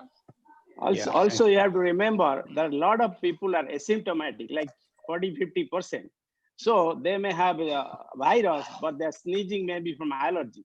So it's very difficult to differentiate. But like Sangeeta said, if your sneezing is associated with some other symptoms, then you have to suspect definitely something going on. Yeah. Yeah, another question from Mr. Manoj Joshi. Of late, post-COVID, there has been more incidences of mental health, including depression and suicidal tendency in the world. So is there any plan to address this from OSA Health Wellness team? Vasanta, you should address depression and suicide. Yes, exactly. We, remember Sangeeta nicely said about, even Devashish said, actually Devashish took a big leadership in, our institute in the Global Odia Forum. I mean, apana jo katha kole is very important. Apana dekhithibe, even some New Jersey or somewhere, one ear physician, she was in the front line. She came out, she got corona, then came out, then went back to work, then she committed suicide. I mean, not only people suffering, but even doctors were suffering. In the first few days when I joined with corona, heavily corona, I was kind of depressed, and you won't believe, I was very scared. So it affects everybody. So what we suggest, again, I want to go back again to, advise we should do, don't get overwhelmed with the negative news. We know now we are like 135,000 or something people died, a lot of things. Let's take the positives out of that. Again, I say people, if you are scared of corona, first get the scary thought around you. Remember, the coronavirus has no wings to fly. It doesn't have, legs to walk or run after you. So corona goes from one person to another. So social distancing, if you maintain, you wear a mask and you clean your hands regularly, and you are definitely much safer. Like I'm an intensive care physician. I do put them on the ventilator. I manage their ventilator. I do direct contact. So I have asthma. I have chronic asthma. So I'm very high risk. So what I do, I put on maximum as much as possible, protection, like goggles with that face shield, gloves and everything. And N95, of course, we are giving. So this way. So most importantly, I come back, I'm confident, yeah, I did everything. Well, then what can you do? So most important is get the scary thought, your mental stability is enough. That's why we did. Please, everybody, I advise to watch the Swamiji's slides. I love the slide. The Swamiji 2-3 days ago presented is very elaborately did. He said, if you do 15 minutes, 15 minutes, 15 minutes, 3 segments, that's good. And plus, you diet regularly. Take diet, then then if somebody which is healthy, unhealthy, I don't have to tell you that. Tapare, with yoga, pranayama, exercise, watch something good thing in it. You enjoy music, do music. We have doing a lot of in our society chapters here. We're doing every week or 2 weeks. We are organizing some Zoom, a song and Mayfield kind of thing. So enjoy with that. Enjoy with the family. Otherwise, remember I told you in the previous segment, you are like in a jail. The kids are like in a jail. I mean, they'll be depressed. So you have to not only watch your mental health, you have to also watch your kids' mental health. It's very important. Again, enjoy doing the stuff. If you love music, enjoy music, watch TV, good, movies, and that's what I can add. Yeah, thank you, Vasant Bhai. And I just want to add Manoj Joshi's question. Yeah, regarding plan for depression, we don't have anything, but I think with Manoj Joshi, we were planning to have some yoga sessions for our health and wellness group physicians, and then we can expand on that for the details. And I really appreciate Manoj Joshi volunteering for the yoga thing also, and that helps a lot. Okay. Debashis, I just want to say, even in the YouTubes, there are several links to maintain health and wellness during the COVID pandemic. It's not COVID which causes depression or anxiety, it's the isolation which causes anxiety or depression. These people have this underlying thing. This COVID pandemic is a trigger. So first talk to your friends. Call anyone you know, just talk with them and do laughing yoga. If you cannot do anything, just do the laughing yoga, which is very simple to do every morning. Ajay, I can't come out last. Ajay, I want to say something. Yeah, sure. Kondu. Nice to see you guys. First of all, congratulate you. Congratulate OSA for the convention. I think this is a great forum, a great way of getting together, even though if we can't do it personally. Yeah, I just wanted to say something about the allergies. Going back, I was waiting a little bit. Okay, that sneezing and allergies are completely different things. Sneezing with COVID, I've seen, we see a lot of COVID patients. I'm a pulmonologist. I do the same thing as the Vasant Bhai. And basically, it's a totally different. Allergy is allergy. You have other symptoms, itchy eyes, no signs of infection, whereas this other type of sneezing is more of a sinusitis, more of sinus infection. So when the virus gets into the sinuses, you start sneezing and get the symptoms of the respiratory symptoms. Thank you. Thank you. Okay, Babu. Next question is from Mita Sahu. How safe is to travel in domestic flights now? I understand international is not advisable if not needed. How safe is to travel in domestic flights now? Anybody can answer? Say, again, we come back to 2 things. I'll remember. Remember, I told you this virus, we have to protect virus coming to yourself. How to do that? You have to have sanitize your hand, whatever you touch, you don't try to touch.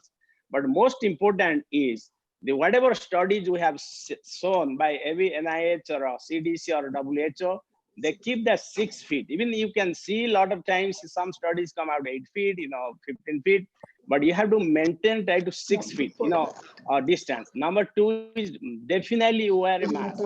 And if you can get N95, I don't think everybody's available. We have more chance to get it, but you get it. I would encourage wear that. N95, above N95, wear something else, some regular mask. But surgical mask always is better because it has an extra protection. There are some electrostatic properties. They get the virus inside, they can't pass. So important is that. So I don't know what is the arrangement in the plane. You must have a seat alternate, I hope. Then I think they do. But bottom line, I think, is do not travel unless you have to. Right now, we have to just contain ourselves with the numbers going up. Only for emergency, something that you cannot avoid, do it. If it's a pleasure, don't do it. It's not worth risking anything. So the next question is from Sujata Patnaik. What do you suggest to improve metabolism? If there is anything specific you can suggest. How to improve metabolism in this COVID-19 situation? Well, metabolism, like we have to say, I'm going back to our, again, regular exercise, yoga, meditation, all kinds of stuff. So, if the question, I don't know exact goal of the question, but yes, we just keep a regular exercise, keep yoga, pranayama, everything. That should be enough. Yeah, everyone should be mute without the person who is answering the question, please. Another question from Mr. Santosh Patra. With the summer holidays and COVID restrictions in place, screen time really increasing with family members, are there any health recommendations for taking care of eye apart from restricting screen time? Well, let me tell you personally what I do. I'm sorry if I take a jump on this. I do, that is a eye yoga, which I learned. I'm a yogi. I'm doing more than 40 years of yoga myself every day. And I think Joshi Babu can give us an idea. I learned that Akira yoga gote achi. I learned that, and it's very effective. Really, I would recommend everyone do that. But I think Joshi Babu can guide on that. Definitely, there is a very popular program, in a very unique program called Tratak. Like it's a very exercise for the eyes. How do you, just like a lens, you clean up the lens in your camera, how to move forward and backward, left and right, up and down. So if you do it like 2 minutes, and also little acupressure point, just by putting pressure for 1 or 2 minutes. I have seen many of our clients have taken out the glasses within just 1 month, 2 months of time. It's so effective. So, and then splashing the cold water early in the morning after you get up. They're all basic, simple, common sense approach to just be, there are a lot of eye meditation we do just to spend time with your eyes and be grateful that we have a vision. So combine everything, little bit of stretching, little bit of breathing, little bit of mindfulness, and some diets also can be recommended. There are a lot of documents from the alternative therapy to improve the eyesight.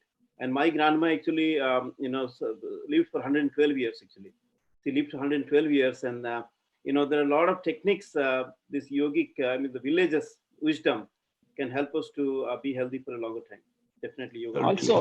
Also, I'll recommend, if you Google it, you can see there's some exercises for lazy eyes. Medical exercise, they say they're kind of similar to the eye yoga we do, or Joshi Babu myself we do it. So please Google, you see for the lazy eye, the exercises. So that will be very effective. I have to add something. There are very simple mudras, which the dancers do it, they may not understand, which can be done at any time of the day. 1 to 2 minutes, several times a day. And you can do it while sitting, while watching TV, or any time, and that really helps different parts of the body. Just not one organ, because the organs are connected in some way. You can look it up. It's on YouTube, all the mudras. Can I add a little bit something to that, Ajay bhai? Yes, sure. Yes, please. Yes. Yeah. The recommendation of the American Academy of Ophthalmology, the OSHA, Occupational Safety and Health Administration, because of the IT, when the IT came up and all these IT people were stuck to the glare of the computers and everything, lot of these conditions came up. So there is a guidelines in that how to do it. That every 1 to 2 hours, get out of that, blink your eyes 20 to 30 times, look at in the greens outside, flowers, all these things are there. It's just like as we do in yoga and pranayama, the same thing. Yeah. but it is now, it is a guideline actually. If you go to the OSHA guideline, it does have that. Thank you. Thank you, Dr. Paul. It's a wonderful discussion on the eye exercises. The next one, I would go corona effects from Sudham Sahu. Corona affects respiratory system. There is a belief that using ventilator cause more harm than good to the patients since approaching last breath. Is there any way to increase respiratory capacity while you are affected by corona? Well, I can take the question because I manage the ventilator in my practice in ICU. I manage COVID ICU. What remember when our March Masit Armala were very new, we are calling with Italian people how they handle, Italy. And we started jumping on as soon as the oxygen level goes down, I mean, oxygen, I mean, nasal oxygen बढ़ुची, हमें कौन करूँ preemptively before they, हमें जो ventilator दो, have to say respiratory failure. We have definition. The definition we just intubate करी ventilator रखो. For that, those people are not doing really well in so that could cause more damage than good. So now this our thing changed. So we're waiting till last moment to do that. In a more setting, if somebody can say do other thing, they don't say any exercise in ICU. We don't do too much because remember, good patient COVID. I mean, nurse manu samtu we restrict very much to go to the patient. I mean, a secure chamber rakhu and jette kam jibu. Then we have to be very careful because anybody goes can get infection. So coming back through that, how to improve the respiratory thing, again, remember there is nothing better than pranayam. And like Nita said, one of the best is do laughing yoga, which Manoj Babu can guide. And I mentioned in my comedy scene a little bit how we with the laughing came the different sound came into way our abdominal muscle aram kari our diaphragm came the activate way. Only that possible. I think there is no better exercise than pranayam. Nice, I do pranayam every day. I know that. So any exercise is good, but if you add pranayam, definitely increase. Even there are some studies found increase we call vital capacity. Our body lungs capacity is बढ़े and oxygenation improve करे. Yes, that gives a protection. We just could take the add creativity because I had a privilege of working with the Himalayan master for quite some time at Orsa. So he taught me 576 styles of breathing, 576.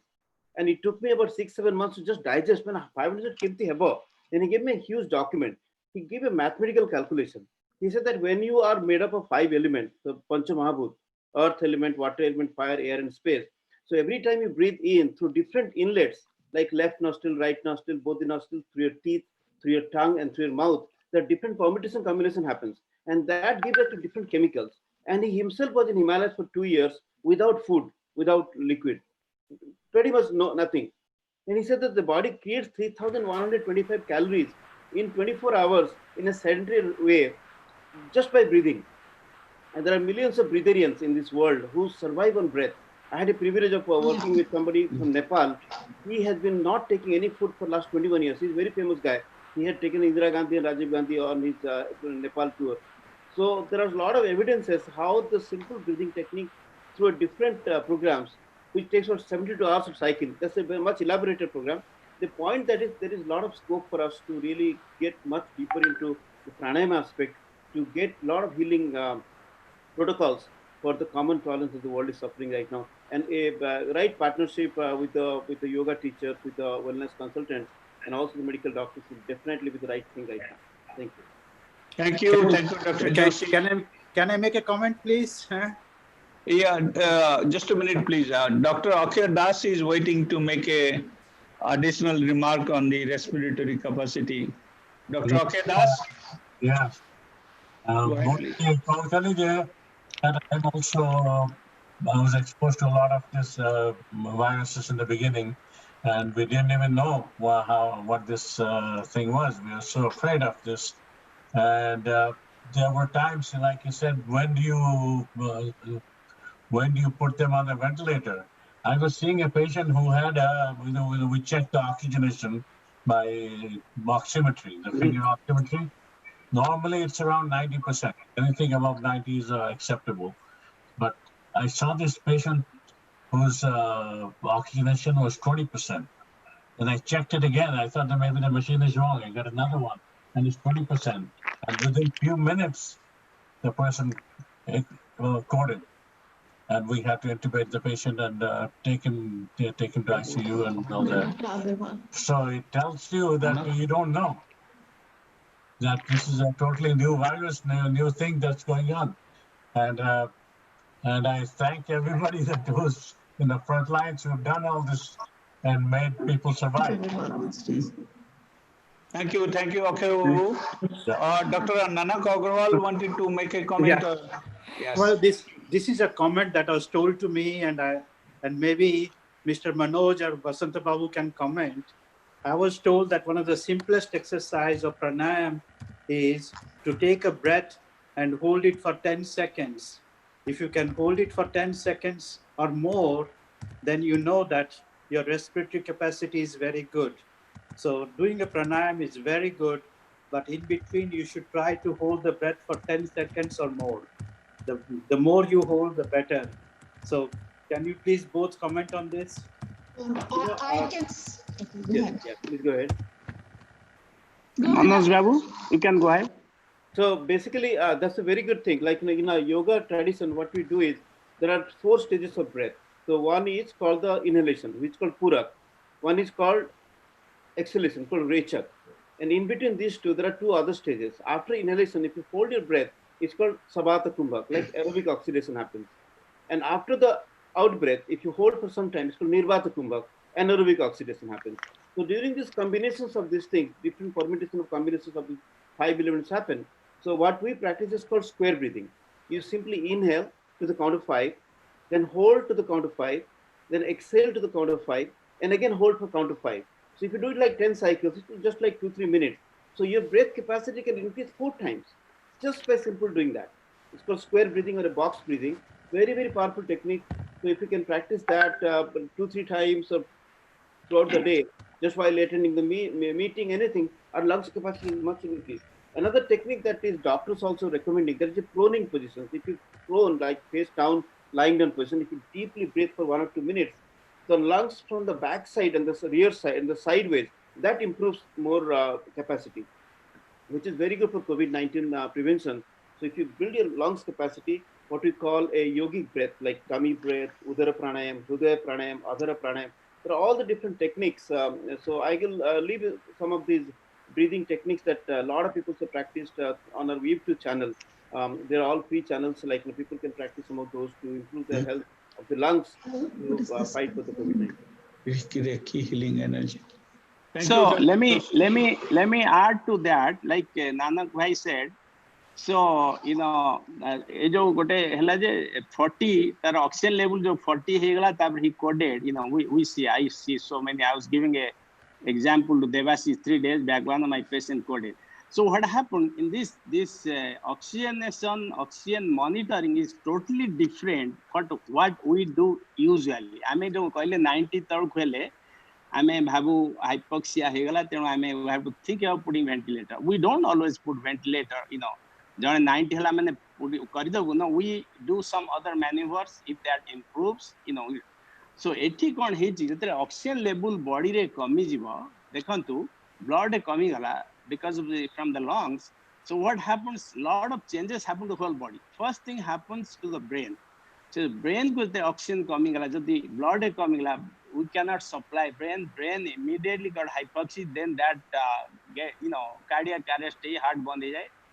For some reason, I mean, you could see that some recent articles came out. For some reason, in COVID patient, they come down below 70, 60, 50 even, and a lot of people do not go immediately, brain hypoxia. They still keep talking. Even Utkalar Ma, jo Devashish kotha hitila, She declared 63 or something oxygen, but she was talking. So this is a little bit different science, which is puzzling our scientists, medical scientists.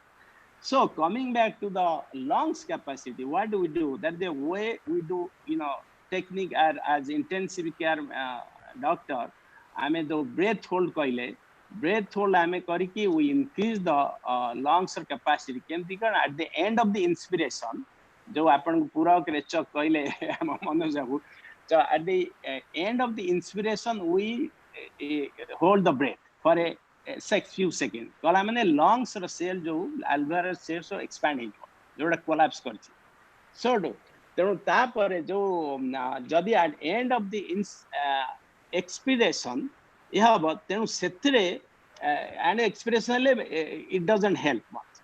So yoga has both ways.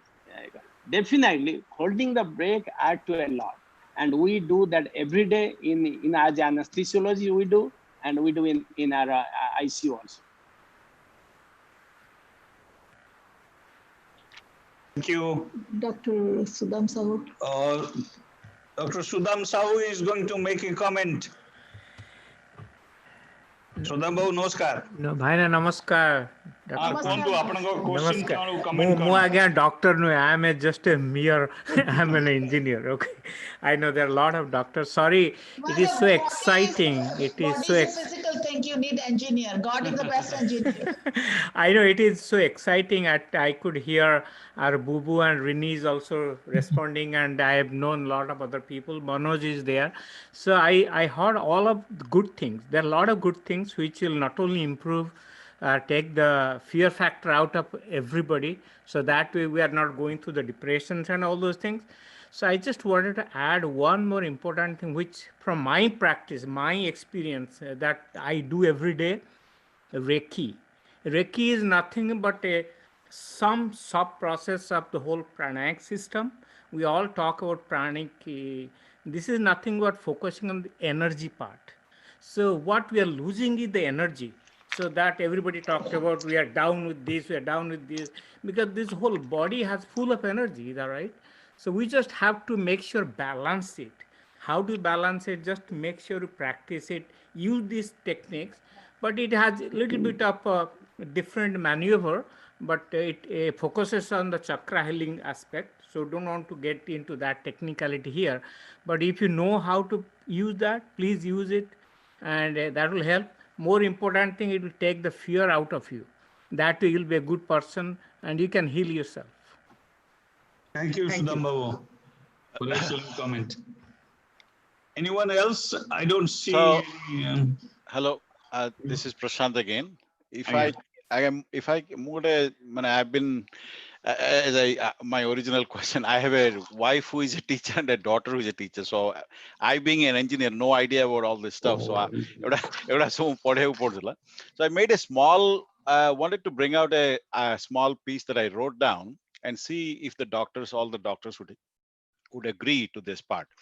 So primarily, apparently it says, all the pranayam, all the things that you mentioned are correct, but there is a big recommendation on improving immunity. And apparently, Morojone Sangha, who's a children hospital, he's a doctor as well. So for immunity, 3 things he identified. One is iron, one is amino acids, one is vitamin C, and the 4th one is zinc. And iron, this is supposed to be very simple in our daily habits, which can help us. Iron comes from either black raisins or apple. Amino acids from sprouts. Sprouts, you can get amino acids. Vitamin C from fresh lime, and zinc either from papaya seed or watermelon seed. Just adding a little bit of this apparently seems to improve immunity quite a bit. That would help fighting this if you're getting exposed. And definitely this nasal inhalation for people who are going out doesn't help. So I just wanted to share this to everybody of what I have collected, and maybe the doctors have any comments on that, or please feel free to make. Thank you, Prashanto. Dr. Asha Swai wants to make a comment or ask a question. Dr. No, Swain? no. I just wanted to say vitamin D and E also increases immunity too. Vitamin D and E. Oh, thank you. No, I didn't ask. I was just saying that there is also evidence that vitamin E and vitamin D can be used to increase the immunity. Actually, all vitamins and minerals have their roles. It's not like one particular food is immune, will boost the immune system. It's a combination of food, but the most important thing is your mindset.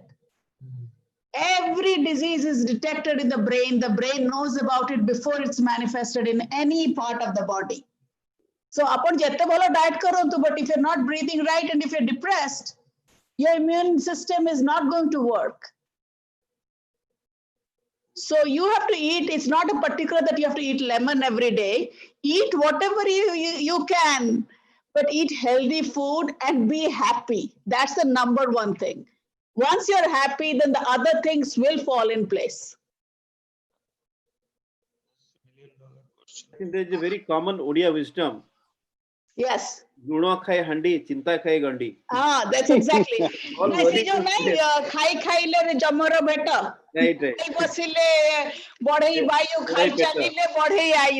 Right. So common wisdom is really the panacea right now. The first thing is that we should go back to the basics. Aguru India re kon hotle baharu asile godo hato dhoibe. So if you're coming from outside, if you can take a shower, fine, but at least change your clothes. That's the reason Aguru kitchen re stri loko mane kama kariya purbur is to change their clothes so that while they are working, they have new set of separate napkin, separate gamucha, separate gamucha. So all the good things. That's because just to prevent infection. Right, totally, yeah. What is the take of doctor community around the existence of this virus? From Deepak Kumar Naik, there have been reports, articles that this virus would die before vaccine is out. Does this mean virus is unable to mutate? No, I don't think so. No. This virus, like you said, this virus will stay with us for many years. Only way get over the virus is to have herd immunity. To get herd immunity, which means the community immunity, you got to have 60 to 70% people have been infected with virus or get immunized. So, Bartman, 1 to 2% population, 10 million, how many 2.83 million people in the USA affected out of 365, not even 1%. Look at 60-70% people will be infected, and most of us probably will be here, will get virus.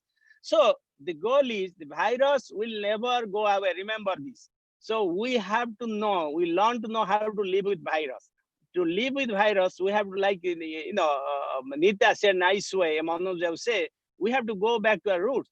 So first is cleanliness. We have to stay clean, sanitize your hand, body, and if you can take a shower, and then number 2 is increase the immunity. So balanced diet. You don't have to take any specific vitamin D or E or C. Coming back to vitamin D and E, a lot of people are taking a lot extra. Remember, those are fat soluble vitamins, and those can be dangerous if you go to higher level. I don't recommend anyone take extra. If you take balanced diet, you are good. And those people are not exposed to sun, like some northeast part of USA, like Ohio, many times we don't get. Sometimes you may get supplement vitamin D. So vitamin C, yes, vitamin C has some role, and you can add vitamin C like fruits. Right? Nita said, well said. You take a lot of fruits, vegetables, that will help. Then mental health. Most important for immunity is mental health, not only your diet, mental health. Mental health you have to improve by simple our own Hindu, our technique, our Indian technique, yoga, meditation, stay healthy, and laughing yoga, all the stuff. So virus will don't count on it will go away. And let me tell you, last time Dr. Fauci said, a few days back, we may be 1.5 years away from a good vaccine. And vaccine has to be 50% effective to get approved and get immunized. I don't think anything is close to that. And remember, HIV started 30 years back. Did you have a vaccine yet? No. They spent billions of dollars, no vaccine. Ebola, 10 years back came, no vaccine. So you may not see even a vaccine. So we got to learn to live with this. So also flu virus this year, it was only 50% effective. A COVID-19 virus mutates more frequently than a flu virus. So if you have a vaccine this year, it may not work next year. Can I? And the herd immunity, we are still learning. So the jury is not out on this herd immunity, whether it worked in Sweden. It's everyone's own individual immunity. I can say for myself, when I was exposed to, I think these were COVID patients early on, I never had any symptoms, even though I have asthma. Thank you. Can I ask a question here? Yes. This herd immunity or even the vaccine, once the mutation happens, again, for the next vaccine to come after the mutation, that takes some time. Does it get into the pandemic again, or the pandemic continues there? No, well, so what you know happens? how they make flu vaccine, Anil. They suppose this year flu viruses they collect, they do vaccine for the next year. So if you get vaccine this year, flu vaccine, those are from the virus from last year, not new. Yeah. So yeah, they will have to keep doing every time. But we don't know. We don't know. It's very, But it's up. Hopefully the changes are epsilon, right? That's what we are hoping. Yeah. So if the change is, the mutation is like a bigger scale, then but it's not a huge change. That's what I read. So no one actually knows. I mean, these are theories again. We don't have a vaccine for HIV virus, right? So these are theories. So we have to learn to live with it. These organisms aguru vethile ebe bhi achanti, including the hookworms and earthworms and whatever roundworms have been there for billions of years. So we have to learn to live with it and do the best.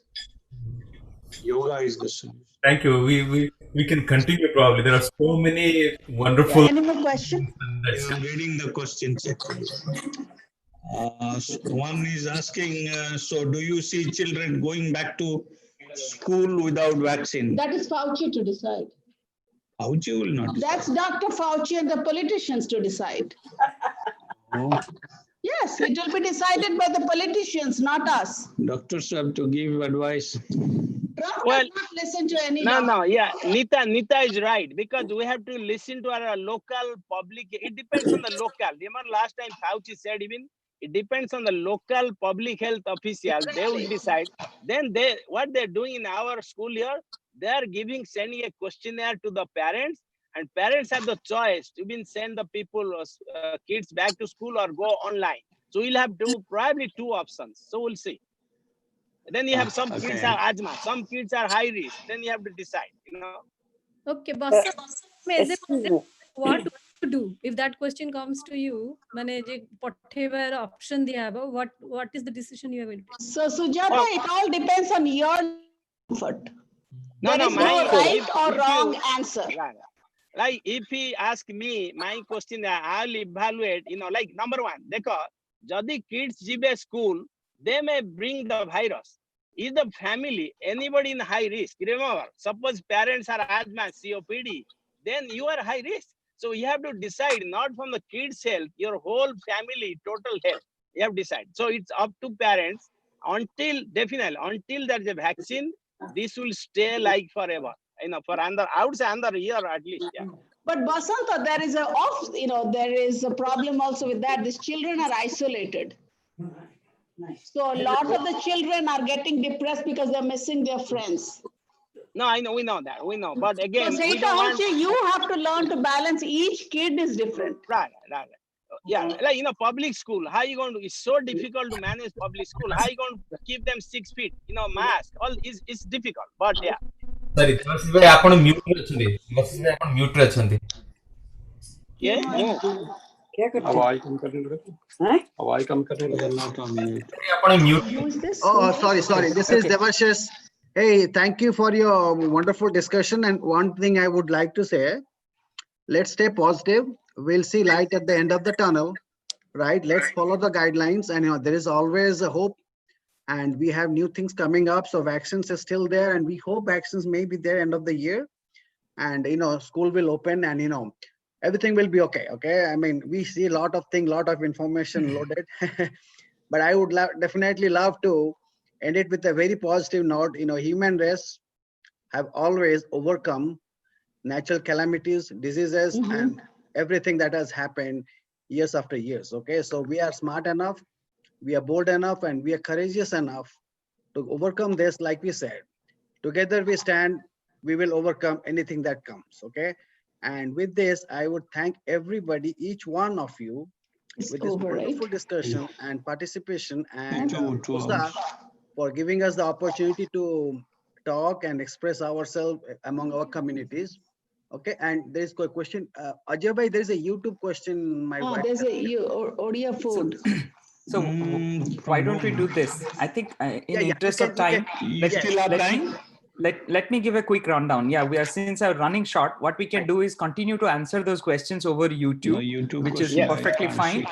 Which is perfectly fine. But what I wanted to say is that give a rundown of what's going to happen. This is one of the segments of the entire OSA convention, which has been running for 3 days. So thank you to Health and Wellness Group for putting this together. And as you can see, the appetite is infinite. So the versus by we will get together. So it looks like maybe a monthly speaker talk, sort of like focusing on a topic, would be a good idea. We'll continue to have in a webinar format in a much shorter version. So that way we can stay relevant, stay active. We will work with the Health and Wellness Group to put that together, and we'll send the communication out. So as far as rest of the day is considered, in about 9 minutes, we have a very powerful conversation that the youth group is bringing. We highly suggest that you stay on this Zoom link. You don't have to go anywhere else, or if you want to go to YouTube, switch over. The live link continues there. It is the continuation of the OSA convention. There we are going to talk about a very important topic, racial discrimination in the healthcare industry. So it's very relevant to the topics that is going around. So please stay for that. After that, at 3:30 p.m. Eastern, and that'll be 12:30 Pacific, we will have the OSA youth group, who has put together a lot of effort to put a cultural event. Okay, so that cultural event, for that will be premiered via YouTube. So you would have to switch to YouTube for that, and it will be premiered there. Once that is premiered, then at 5 p.m. Eastern, we have a nice laughter therapy. Some of us were suggested that laughter therapy is the best one, so why not start with us? Right, at 5 p.m. we have an amazing drama coming. I have seen the preview. Some of us have the privilege to see it, but I can bet that that's going to put you on the right step towards this therapy, how to stay happy, healthy. So that drama is going to be presented by Georgia team. They are very excited to go to our Facebook, like our Facebook, so you can see the promo. I can bet you that you cannot wait for that to happen. Followed by some of the events. Young kids performed very nicely in the songs, but because of the technical glitches, we could not deliver that. So that is there. Please be there to encourage them. And then at 5:30, around 5:30, we will turn back to the same Zoom link that we are on now. We have our Odia Kabita Patha. Okay, that's a marquee event of OSA convention, where we put our all our effort to preserve and also promote our Odia culture. Please be part of that. That's a live Kabita Patha. For that, Sunanda Pandya, she has been accepting all the nominations, and you will see all the eminent writers, poets from the Odia diaspora there. And at 7:30, we'll eventually close the convention for the year. We started with a vision of a very minimal thing to remember that this is when we meet for convention. It ended up becoming a full-length convention. Thank you to all of you for making this happen. Thank you. Thank you. Thank you. Thank you. Durga, you have to present something. Is Durga there? Durga Mishra. Durga Mishra? Are you there? Oh, he is presenting. Okay, now I want to just present a little bit about can you see the screen now? Yes, yes. Yes, okay. Yes. So we have, sorry, actually, let me go back. Sorry. I will start again here. But thing is, there are a lot of doctors that with us, the leading members who increased our our motivation to make it happen. So I just want to just scroll through these things. Actually, Dr. Rajashree Mohanty, Dr. Bikram Paul, Dr. Nanakram Agrawal, and then our Akshay Kumar Das and Pradeep Swai and Asa Swai, and they have been, and then Sunita Kanmuri, she brought also a lot of ideas from the physicians of Indian origin, that organization, and Nihar Jena, very young doctor, and then Maheshwar Rao. These are the list actually I received, and they have contributed. Of course, Uma Haina and Ram Prasad Patnaik and Nitin Joshi, they have been guiding us, this group, from the very beginning. So that's what actually my just 2 words I just wanted to mention. And before closing, I believe it was a very useful meeting, and I am proud that I could contribute to this one, to initiate and start this whole thing. And because of the guidance of the senior doctors, we could achieve such a grand success. And we will continue this one. As we discuss every month, we will have something, at least in diabetes or any topics, that how we can keep ourselves healthy. That is one way the health and wellness group will be in touch with India, all over the world. Vaina, namaskar. Namaskar, Vaina. Thank you. Okay, so any other things now? We have only 2 minutes. And any last comments or anything? Vitamin. There are 2 questions. There are 2 questions about specific vitamins to take. Anyone wants to answer? We will take it in a question Vitamin later. D. Because we have to Devashi, hand just it over answer to... the question. Devashi, just Yeah, answer we the have question. still 3 minutes left. 3 minutes, just answer the question that they're asking, if they want to, if you would recommend any specific vitamins or food. Sajana Chui. Sajana Chui. Thanks. No, seriously. The Murunga Kai, which juice, which is sold for $60 for a small bottle in Japan, is actually Sajana juice. Thank you all. We'll hand it over to OSA. Thank you all very much. And Thank thanks you for very the much. passionate participation. Everybody. Thank you, Devashish. Thank you. Thank you, Devashish. All right. Thank you. Thank you everyone for joining. So right now we are still staying connected, broadcasting live through YouTube and this Zoom. So if you want to stay back, please stay here, or if you want to switch to YouTube, choose either, but nothing beyond that, because we have now a very engaging conversation coming. We have our youth leaders, Maya Acharya from California and Reni are going to anchor this, and they are going to introduce you to the hosts. So give us a couple minutes while we set it up. So at that point, we will start, and now I'm going to mute everyone so it stays silent. Okay, 2 minutes. Diabetes or any topics, and how we can keep ourselves healthy.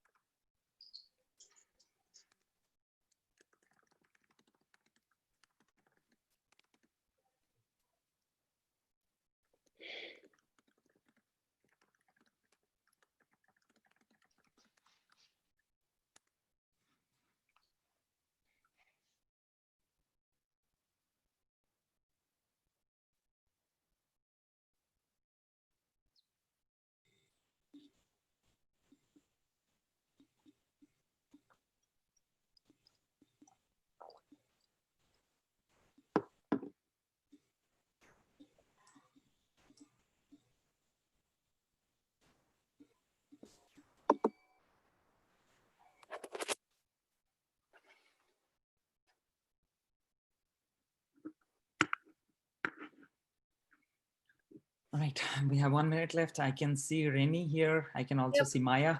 Anything logistically you need from me, or are you all set? Utkal Uncle, would it be possible for you to add me and Rainy as hosts. Sure. Thank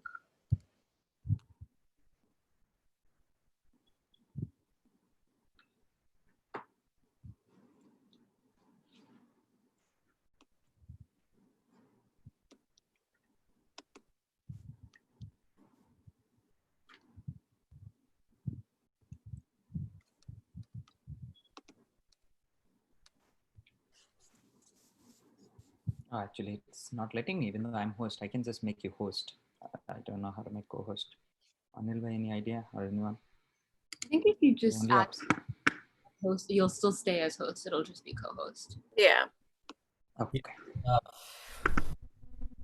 Yeah, for some reason, it didn't show up as a, I mean, the option to do co-host. I have seen it in the past. For some reason, this time. I saw a note that Maya is now a co-host. Don't know if Maya is added. Maybe now only Rainy. Yeah, Maya is the host now.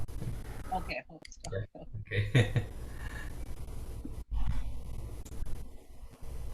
I think we're gonna maybe wait one more minute just to let people get a chance to come in. Yeah, I think we should wait for a couple more minutes actually. Okay, Because sounds good. usually with this big forum, people switch around and then jump from YouTube back to this. It's been a good challenge and people have accepted it. We thought it'll be too much of challenge, asking them to go to YouTube for a premiere of a cultural event and come back here for a seminar, and they have been doing it right. All right. That's great. Yeah. You have been a good good instructor, teacher. I see. Yes. Go I here, concur. go this. I second that. I third Yes. that. I fourth it. I'll Yeah, keep going. Yeah, all of them are who are saying they are the they have been quite helpful in putting this. Otherwise, this 3 days of event, which pretty much like what runs from all the way from 9 in the morning, sometimes the Pacific time is like 7 in the morning, and then runs all the way to 5 a.m. Yesterday we broke the record. Is it officially? It started all the way in Pacific 7 and then went till 5 a.m. Yeah, 22 hours. Yep. So you guys had the Mehfil till 5. I know I stopped around 11. Oh, that was just starting. I mean, that was just getting warming up. No, 11. No, it was 11 Pacific time. So it was like 2 Oh, a.m. your time. okay. Yeah. That's good. Yeah. Then you have covered most. Yeah. Yes, yes.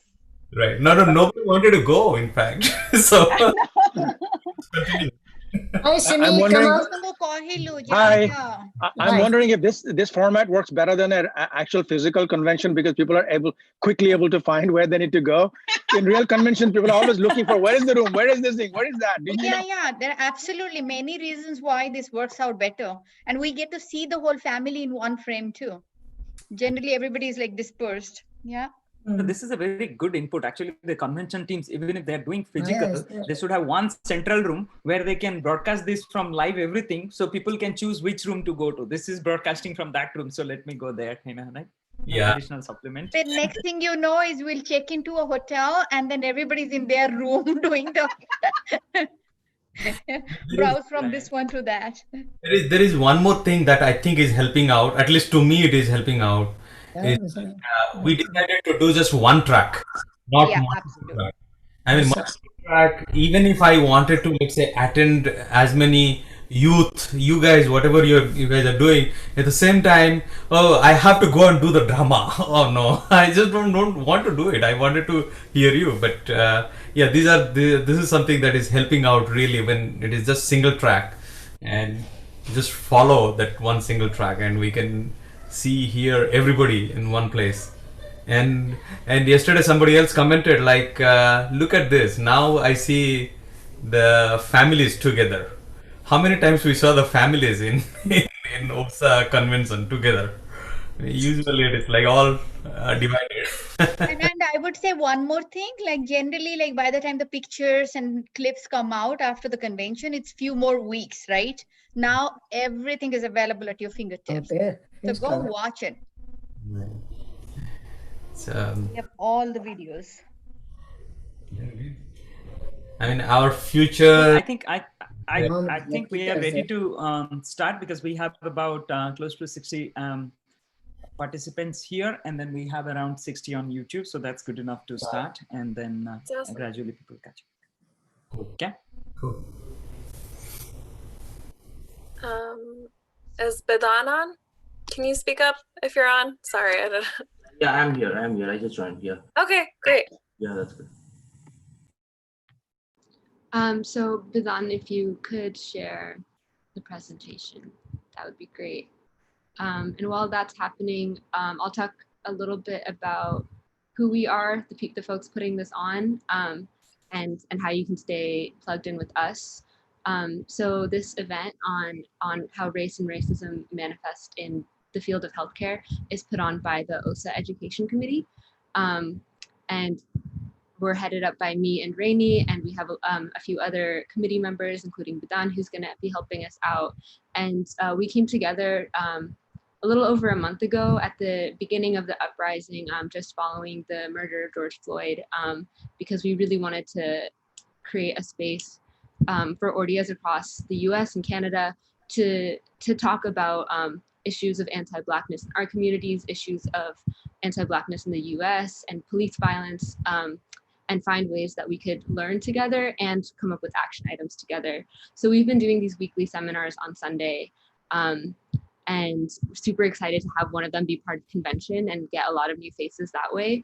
So we would really, really love for anyone who is interested to stay plugged in with us, keep an eye out for our future sessions, and keep coming to our Sunday sessions and keeping in conversation with us. Tell us what you want to hear, what topics you want us to cover.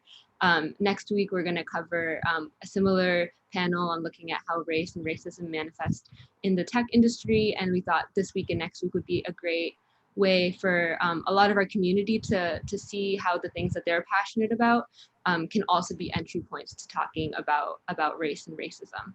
So yeah, we have a great panel planned for you today. We hope you enjoy it, and we hope you stay tuned with us.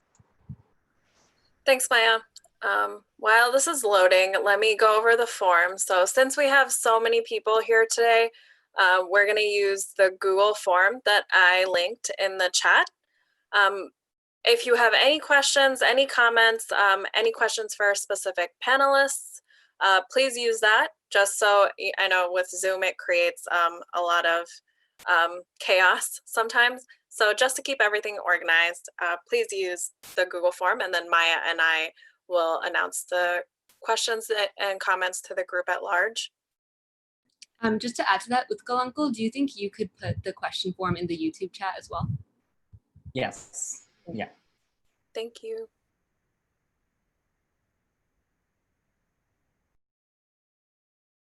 Can everyone see the presentation? I think I lost it. We don't see your presentation.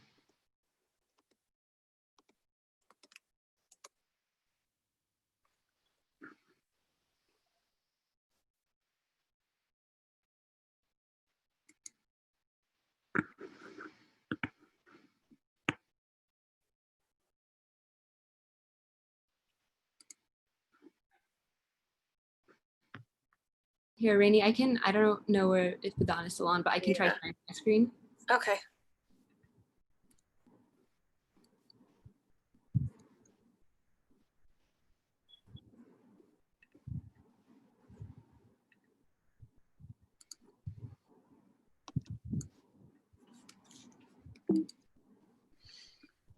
All right, thanks for joining us, everyone.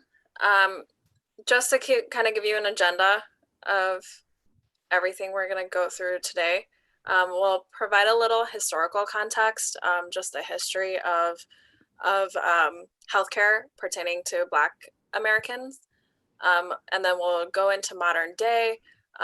We'll then introduce our panelists, and they can take it away from there with their personal stories and experiences.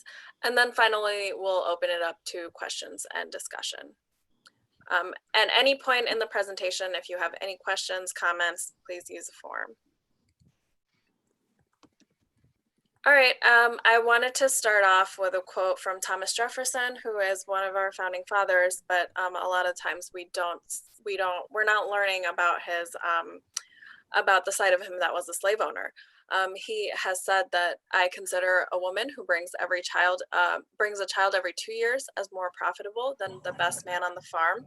This was said in 1807, which was an important year because that's when the act prohibiting importation of slaves was passed. At this time, Black women were forced to conceive as frequently as possible to increase the number of slaves. The focus at this point was on fitness, not health. If you looked good enough to work, if you could work, your health was not important. For example, slaves were not immunized with smallpox because it might leave marks on their bodies. They would sell for less. They were, mentally ill, chronically malnourished, but as long as they could work, their health was not important to a lot of white Americans. Can we go to the next slide? So I know a lot of people say, let's judge these men based on the morality of the time. But I would argue that, people at this time knew slavery was wrong and they created false science to rationalize slavery. If you can, yeah, one more or two more. Thank you. Nope. Okay. Scientific racism is kind of the umbrella term for all of this false science. For example, drapetomania was a term coined by one of the famous scientists at the time, Dr. Samuel A. Cartwright. He termed drapetomania as the disease that causes Black Americans to run away from enslavement. So kind of toning it down to a disease.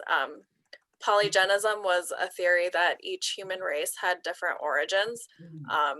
It creates a false narrative that different skin means a fundamental difference in physiology. Craniology, phrenology, also theories that suggested skull shape was different. And therefore, if you were not white, you would have lower intelligence, higher aggression.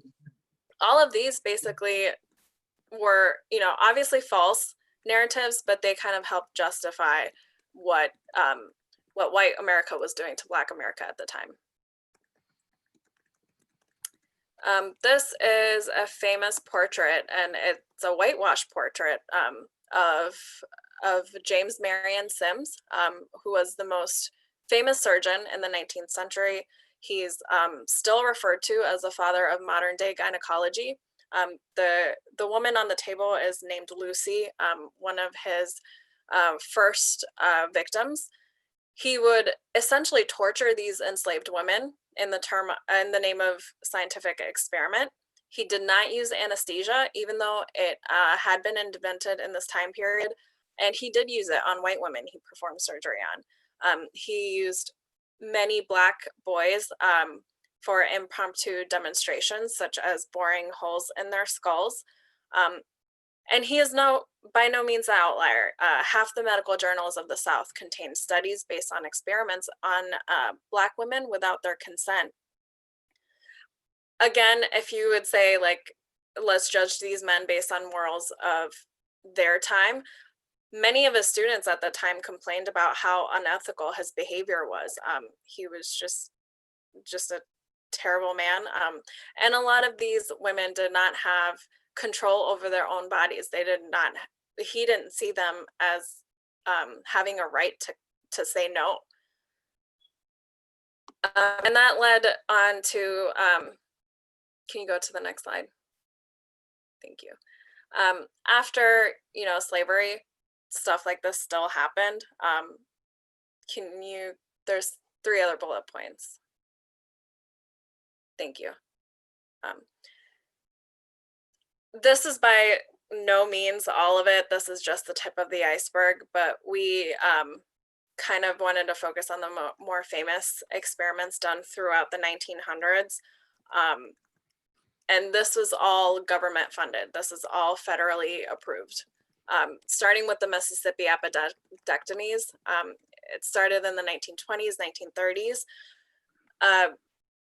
famous civil rights activist Fannie Lou Hamer in 1961, she went to the doctor for a uterine tumor removal, came out with a hysterectomy that she had not consented for. In 1973, a lawsuit was finally filed by the Southern Poverty Law Center. And in the Mississippi District Court, the research found that an estimated 100 to 150,000 women were sterilized annually in federally funded programs just in Mississippi. And this went on in many southern states. And some people didn't know about it. Some people were forced to consent under threat. This was legal for decades, and only 7 states so far have tried to make amends for this. The Tuskegee experiment is a famous one that I'm sure a lot of you have heard of. Went on from 1932 to 1972 in Alabama. 400 Black men that were diagnosed with syphilis, at least they were told they were diagnosed with syphilis. They were held as a control group and studied by the United States Public Health. A lot of these people were told that, you know, it was a treatment program, but it was not. They were just observing. They were given aspirin and told it was, you know, medication for them. They were given spinal taps. Even after penicillin was discovered, they were kept in these facilities, and the AMA knew about it. Hundreds of people knew about it. Nobody did anything until they were finally stopped in 1972. Henrietta Lacks was another one that I'm sure most people have heard of. She was a poor tobacco farmer who went to Johns Hopkins for a biopsy in cervical cancer. Her cancer cells were taken from her without her consent.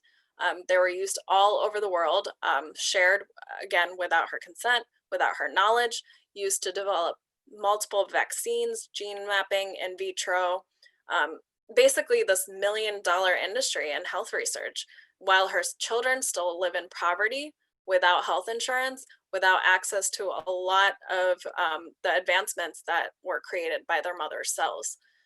The fenfluramine experiments were a real shocker to me, especially because it was so recent, and it's different from the rest of the ones we've talked about because it's done in the North in New York.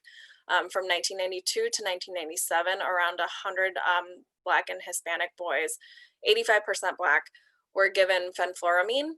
This is part of the fen-phen drug that was taken off the market because it was cardiotoxic.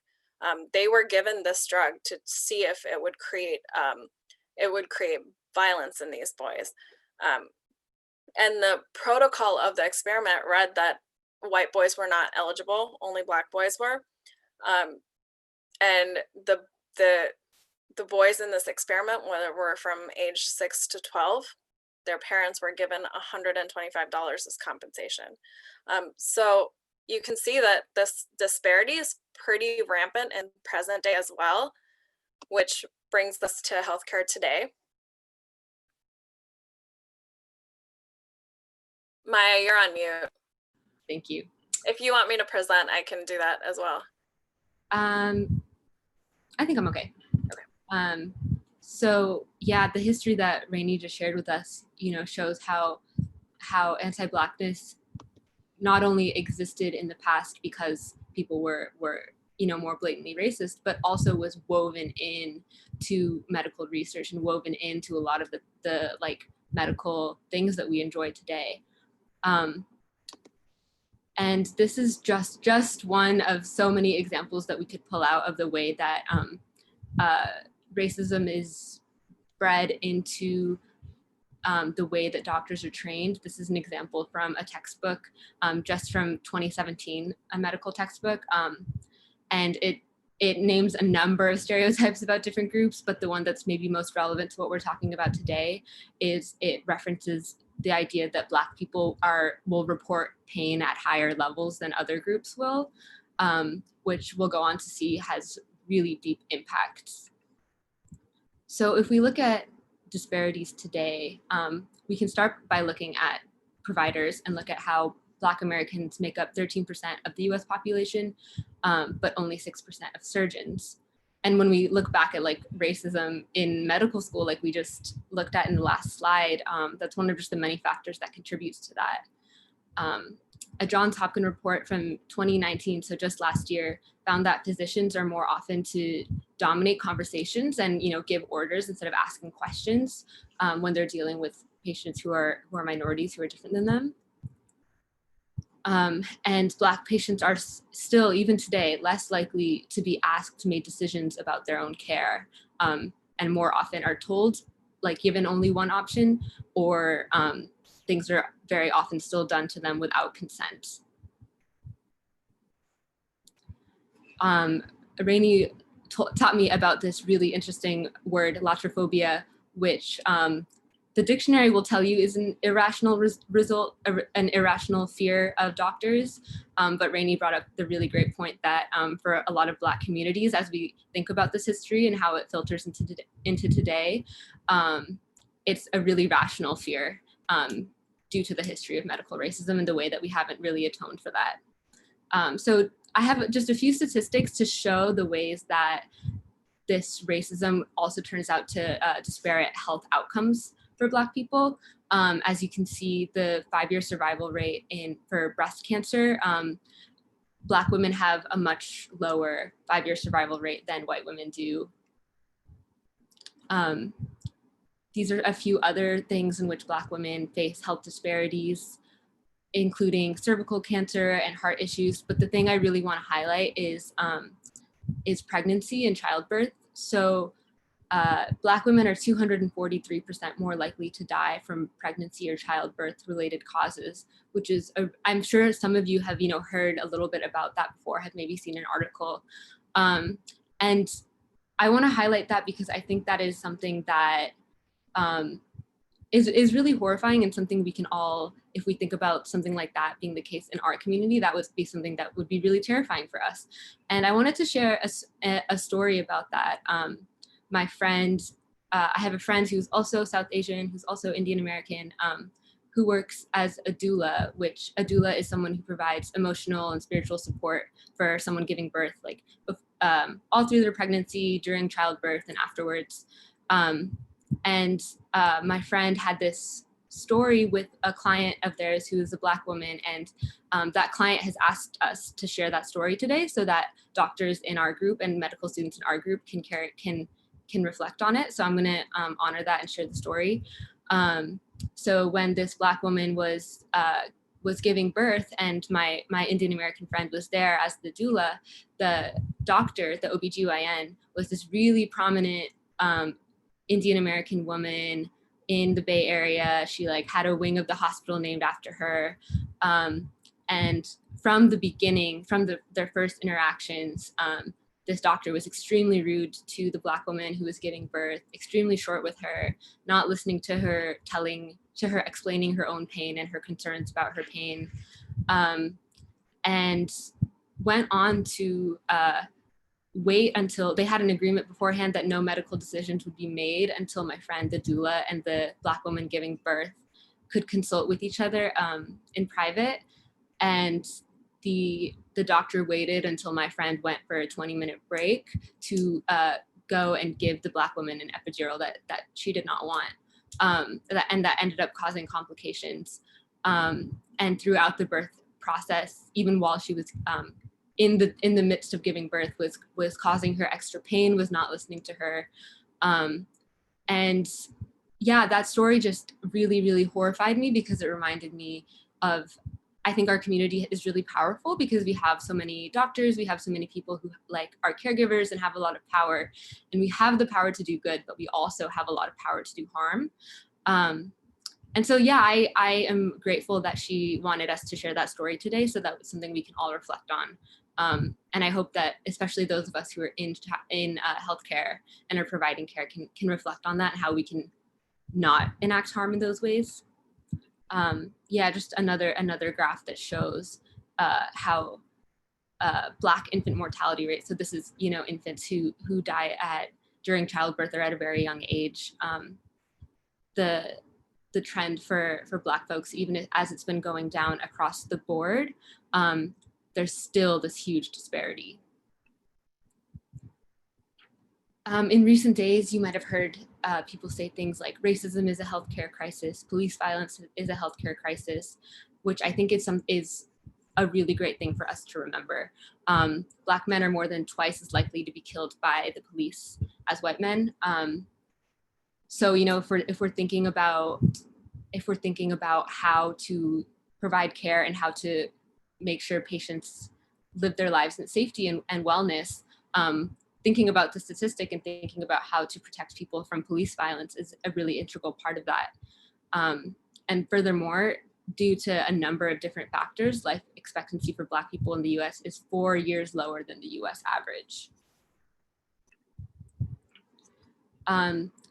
A lot of people must have probably heard about the really disturbing murder of Elijah McClain while in police custody during a stop in which he was just stopped for walking home in Colorado. And one thing to note about this story is part of what contributed to his murder and his death was EMT, emergency medical responders, injecting him with a lethal dose of ketamine. And I think that something that we need to think about is how, even if we're not in healthcare, we have a responsibility to, you know, if we're a bystander or if we see violence taking place, we have a responsibility to do something, say something, try to stop harm from being caused. And especially those of us who have the power to be healthcare providers, to be the ones who have power over people's body and their wellness. Think about how you can intervene on behalf of your patients, your Black patients, your minority patients. If there is someone else, a third party like the police, trying to cause harm, it's your responsibility to step in and stop that harm from happening. And I'm sure we all are thinking about COVID on the daily. I know I am. And even though this is so recent and there haven't been too many studies yet, we already are seeing that Black Americans have 2.4 times as many deaths proportionally compared to white Americans. And this becomes 7 times greater in certain areas like Michigan, Kansas, Wisconsin, and DC. And a lot of people will kind of there's a lot of factors that go into that, right? And a lot of people will kind of say, we'll look at charts like this and say, oh, well, Black people have diabetes at higher rates, or, you know, are more predisposed to these things, which I wanted to highlight a Black doctor who works on health disparities and what she has to say about that. So Dr. Nadine Burke-Harris says, as a doctor and a policymaker, I often hear the question, what is it about Black and brown people that makes us more vulnerable to the virus? That question infuriates me. Science makes clear how powerfully our experiences and environments shape our biology. In those images, and she's talking about images of the protests that have been happening over the last month. She says, in those images is also a reminder that the disproportionate death rate of Black and brown people from COVID-19 is no coincidence. It is directly related to the history of racial oppression in our nation. Ooh.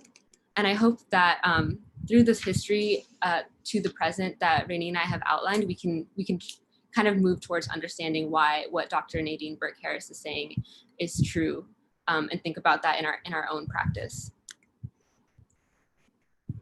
So Rainey's going to go ahead and introduce the Which panel. brings us to our panelists today. So we have 3 panelists for you. The first is Raven Holmes. After completing her bachelor's in public health, Raven worked as a HIV case manager in New Orleans, a city that's still recovering from Hurricane Katrina today.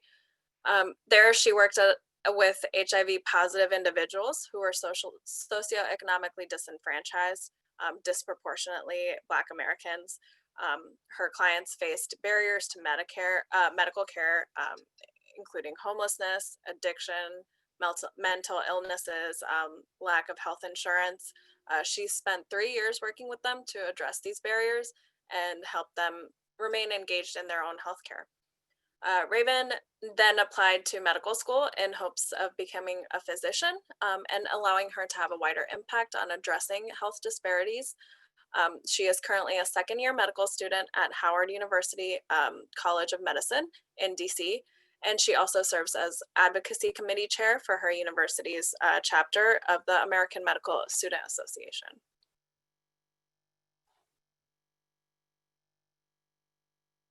We also have Dr. Rajesh Dash, MD, PhD. He's a cardiologist at Stanford University, and he's also the director of the Stanford South Asian Translational Heart Initiative. And finally, we have Dr. Uma Balava. He completed his college in Odisha. He came here in 1972. He was part of the radiation and oncology residency program at Memorial Sloan Kettering Cancer College. He has his own radiation oncology practice where he worked until his retirement in 2017. Dr. Mishra is board certified, is a board certified radiation oncologist. He has received recognition from the American Cancer Society, New York State Senate, New York State Assembly. He was part of the involvement in building Kalinga Hospital in Bhubaneswar. He was a hospital chairman in 2008 and 2012. He's also very active in the OSA community. He's been convener of the OSA Convention in 2009, 2019. He's a father of 3 and a grandfather of 2. So we're gonna have each of our panelists talk about personal experiences, you know, in their profession. They're just providing perspective for the rest of us. So Raven, if you'd like to take it away. Okay, thank you. And thank you to Rainey and Maya for inviting me to be on the panel today. I'm really excited about it. But so for me, I went to undergrad in New Orleans. And so I came out of my undergrad institution having gotten a degree in public health. And when you're in school, you're learning about the social determinants of health, different factors that impact health outcomes. But until you kind of see it on you know, an individual basis and work in the clinical field, it's hard to put those words and what we're taught to an understanding of how it actually impacts patients day to day. So after I graduated, I stayed in New Orleans. I worked as an HIV case manager, as Rainey said. And so New Orleans is interesting because it's kind of like a microcosm of what goes on a greater scale in the country, where you have a majority poor population with, I think about 32% of the population in New Orleans is living below or at the poverty level. And most of those people who are living at the poverty level are also African-American. And so when I was working as an HIV case manager, my job was to help the people who weren't able to afford HIV medication, which can be incredibly expensive in a state where Medicaid didn't typically tend to expand. And I started working there in 2014, right before the ACA went into effect. And so it was interesting to be able to see the transition from a time where Medicaid really didn't exist in Louisiana because it only applied to a very small number of people, to go from that to then being able to enroll all of my patients in health insurance was really interesting to see. But working in New Orleans, one of the patients that I always think about and kind of has kept fueling my passion, one for medicine, but then also to go into obstetrics and gynecology, is one of my patients who was a Black woman. She was in her mid-50s, obviously HIV positive, but she was kind of the epitome of what Black women are in the Black community, where she was carrying most of her family on her back. So she had grandchildren she was taking care of. She had neighborhood children she was taking care of. She was working. And so she would come and see me for, you know, her HIV medications and everything, but also just she'd come to see me because she wanted me to help her make a Christmas list for her grandkids. And so we kind of developed a bond for that reason, and connected because she really reminded me of my own grandmother, who also was kind of a pillar of her community and taking care of, you know, the entire neighborhood essentially. But there was a point where she, you know, like I said, she was working, taking care of her grandchildren and had a lot of responsibilities. But at one point she started having some vaginal bleeding and she was obviously concerned about it. So I helped her to make appointments with specialists to get it checked out. We saw her primary care provider, but she went to the gynecologist a few times. But each time she would come back and tell me, I don't feel like they're taking me seriously. I don't feel like they're understanding what I'm trying to express to them. They're not understanding that I am truly worried about it. And to her, it wasn't worth continuing to take the time off of work to go pay a copay she couldn't really afford to keep being told that her problem that she sees as serious was not as serious as she was considering it to be. And so she would, a couple of times she would actually go to the ER due to the bleeding. And there was one point where I actually went to go visit my mom. So I was gone from the office for a couple of weeks.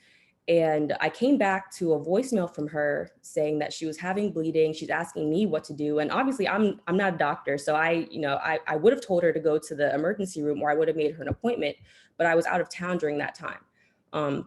And so I came back to that voicemail. I reached out to her primary care doctor to ask if she had seen her. And she had actually passed away just in that short amount of time of feeling like she wasn't getting the care that she needed.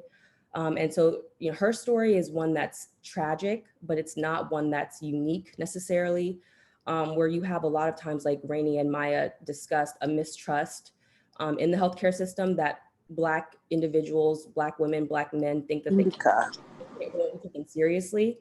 And so her experience is just a little bit of what fueled me to then work so hard to get into the medical field, because I want to be that person who takes those concerns seriously in hopes that we can have better outcomes going forward.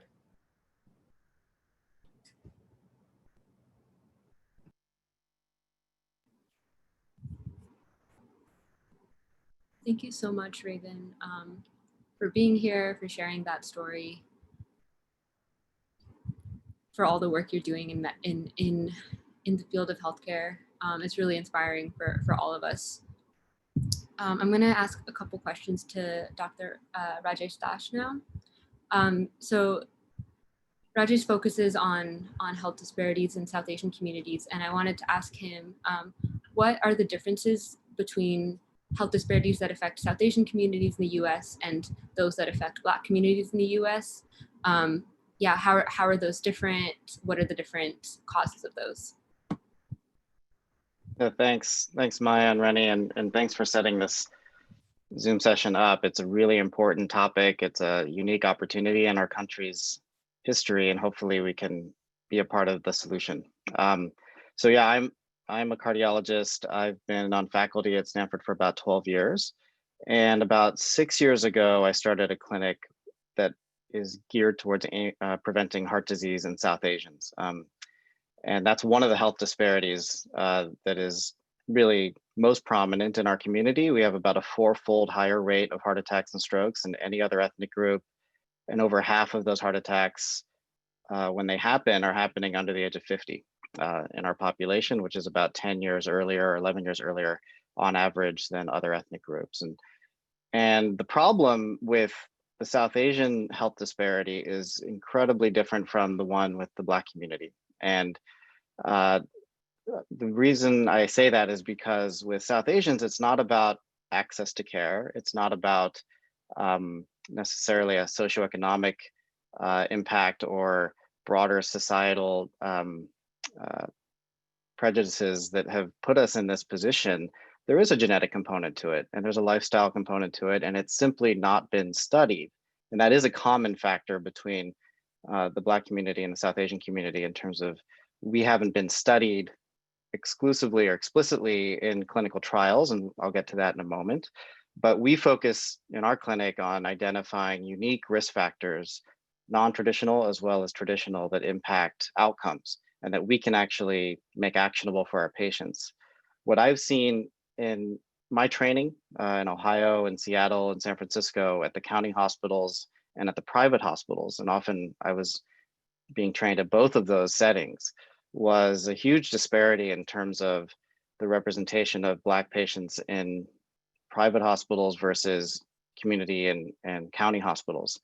And it was really then very apparent to me that the issue, one of the big issues, in addition to what Raven said of trust, which I think is paramount, there's a definite lack of trust for providers and hospitals and the health system in general by the Black community, and it's understandable.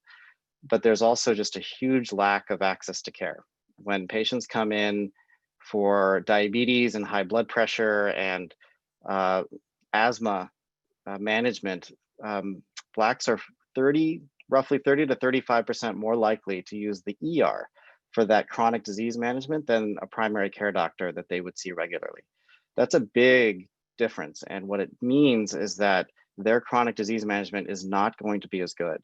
And part of the reason is trust, part of the reason is access. When they were coming to the county hospital and to the ER or getting admitted to that county hospital, when we sent them home, we often didn't have a clinic to send them to.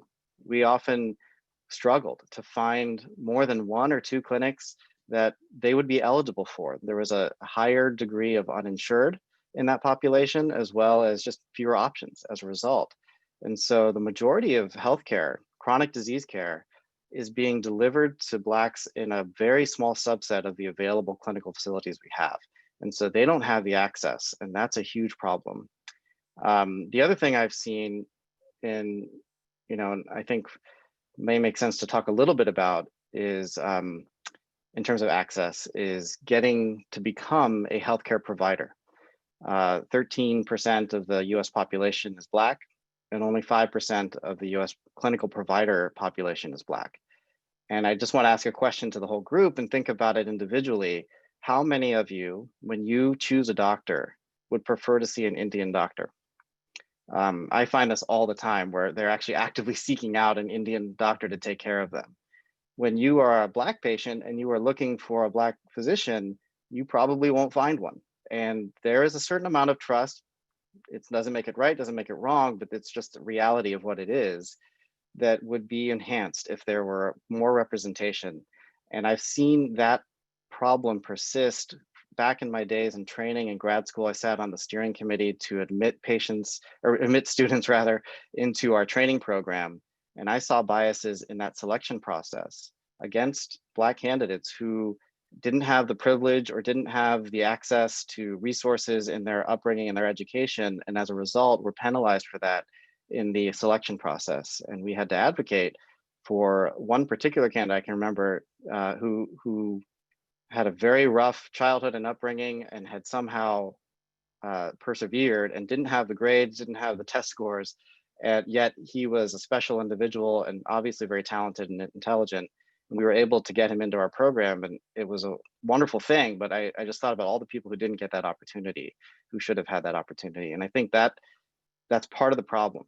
And so we can make a difference there. And I think the last thing that is a huge problem right now is that every single drug that we prescribe as physicians has been tested in a clinical trial. And you saw some of the horrible examples from the past of Tuskegee and the Fen-Phen trials, just incredibly terrible moments in our history, breeding mistrust of medical research and scientific research. And now the tables have turned where the chronic diseases that are afflicting the Black community the most, heart disease, diabetes, high blood pressure, the clinical trials that are powering our understanding of what drugs work and what drugs don't are vastly underrepresenting Black patients in those trials. One example is heart failure. Blacks are 30% more likely to have heart failure right now, 30% more percentage-wise, prevalence-wise in the Black community than in the white community. But in the largest heart failure trial that was published in 2015, only 5% of the patients in that trial were Black. So we're approving a drug that really hasn't been tested on Black patients. And so what we really need when we talk about precision medicine is not about genetics and not about fancy diagnostics. We need to look at our own data and see how we're biased in terms of how we're treating patients in an inequitable fashion, and start to mine our real world data to understand, okay, these drugs are working in this population, and start to personalize our treatments based on what works for patients like you. And that's one way to get across some of those inequities in the clinical trial space. And lastly, when you're recruiting for clinical trials, if you rely on clinic-based recruitment, I just told you that Blacks aren't going to clinics. So you have to think about how are you going to reach these patients. And so, I'm launching a fully decentralized clinical trial next month at Stanford that's really going to recruit by social media and other aspects, and patients don't need to be able to transport themselves to the clinic to be involved. They can do the entire study from their home, and we're hoping to cut across some of those cultural barriers and ethnic barriers, and hopefully get a true representation of efficacy in our clinical trials. There's a lot of work to do, but you know, hopefully this is a good opportunity to start. That's fantastic. Thank you for sharing that with us. Now I would like to talk to Dr. Uma. I don't know if you're on Uma call, and share your experiences and talk about maybe a bit about what we can do if you're not in the healthcare industry, or even if you are, what can we do? Thank you very much, Reni. Thank you, Maya. Thank you, Rajesh, and thank you, Raven. That was really very filling input. I thank the OSA executives, and especially Anil Patnaik, who just in the prior meeting said that how important it is and how we are pretty much together. I mean, this type of meeting in any of the conventions may not have an attendance of maybe 40, 30, 40 people. And we have collected signatures, we have collected CMEs, but here I see something 160, 170 people are on the line, both YouTube and here. That's a great forum. Thank you, OSA executive. Coming back to the topic, I will, because I'm retired, not that I'm retarded, I can tell a lot of things about the personal involvement and experiences from the medical school days. I was trained, of course, in India, went to medical school, but was lucky enough to go to Memorial Sloan Kettering Cancer Center for training. I was in Ohio State for medicine training. That was Wright-Patterson base, that VA hospital, which is, I heard, the largest VA. I learned a lot from there because as we are talking about the discriminated population, the underprivileged population, and the stand against a racially discriminated group, we have a lot to address. This might take a whole day forum, maybe many days. And more important is our stand against. Those are three words which I have to emphasize subsequently. It might sound like I'm a political person, I'm a social person, but I found those things are very helpful because we can keep on talking, we can keep on serving. That does not help our cause and the effect. Well put by Reni and Maya about the appendectomy, the Henrietta Lacks, which they finally gave the honor of making that HeLa cells as the, but that is not, that's the last way of recognizing somebody. If anybody does not know about Henrietta Lacks, please go to and read that. That was well put.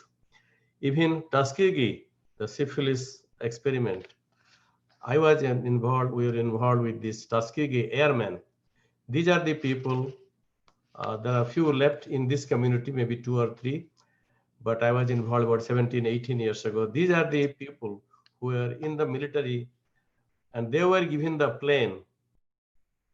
planes which doesn't have the doors. So if they die with the plane, and if they survive, come back with the plane. And some of those people are lately recognized, but that was the story in 1940s. So there is a lot of discrepancy or discrimination in the field of gynecology, in the field of medicine, and as Rajesh pointed out about the practice in cardiology and the practice he sees in Stanford, it is pretty much universal. Our healthcare system is the most expensive in the world. But if we really analyze, not that I'm retired, it is not the best output or best endpoint, what we call in the, even if it is the best healthcare system as we know it, that is because a sizable percentage of population, they are not treated as equally as they are supposed to be. The racially underprivileged people, to not have the economic security. Very important part of any healthcare system. And because they don't have the economic security, they don't get, while they get access through the hospitals, but it is pretty well understood or implied that they will not be treated same way in our healthcare system. And there is also a part of what you call economic segregation, which is pretty rampant all over the places. If we go through that process, you can see this economic segregation is more privileged group of people than. So if we have to stand against, we have to plan how to do reverse the economic segregation. If we want to really serve better, you have to serve the real Americans. And that is the underprivileged, racially underprivileged population. It's not only the poor, it's not only the Medicaid population. We also need a better group of educators, and also social service people to access, to spread them the news, spread the education to this group of people who are definitely not well illuminated to take up the task of being involved in healthcare or how to take care of their health. This woman who was bleeding quite a few times and have been to the doctor, as Raven pointed out, definitely did not have the basic knowledge maybe at that time, but it is most likely recent, should have picked up the topic and gone to insist of being seen by a gynecologist, but maybe access to healthcare was denied. We also have a lot of things to do on the budget and policy for the, again, this was not my topic, but I'm following the topic of the stand against the racially discriminated population. So we know very well, as it is mentioned by all of us, that yes, there is discrimination, and we are the immigrant population. I'm talking about my generation, but talking about Raven, Rajesh, you are the real generation who are real American generation who must have felt it differently than what we felt. When I went to a medical training here, there was not so much of pressure. Even if we tried to do more and spend more time, save more reagents for the lab so that we don't get criticized that we are wasteful. So we got accepted slowly.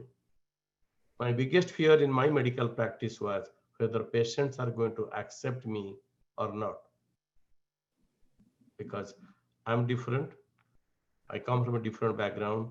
My medical school was in India, but training was here. But when I found that that is working because of the way we give in to patients' discussion, to patients' information, what to accept, and that we found, that is the time I decided to go to private practice in a highly specialized field called radiation oncology, having my own radiation center, 2 linear accelerators, CT scanners, and all possible gizmos and gimmicks of the place. And it was very well accepted. At this same time, at the same, my granddaughter is here, so so that was the success part from my beginning. But I throughout followed and felt the discrimination for the racially underprivileged people, and I still see that. In my practice, while everybody was welcome and everybody could come without insurance, I still have a lot of checks which were not even cashed. However, we saw when my hospital opened up a radiation center, they will not accept the patient without first deposit. And this is a fact. And once I retired, of course, their numbers doubled. So this is the fact of life. How do we change that? we have to be sensitizing the politicians. So I am very active in the politics, the senators, the assembly, the governors. Again, what do? You make the donations, you talk to them. We have a meeting on 9th and the 10th, because this is what our population should be engaged to make a difference, make a change.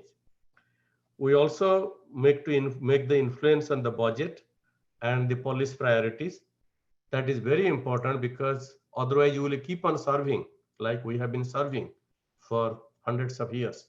It won't make a difference, because there will be a population.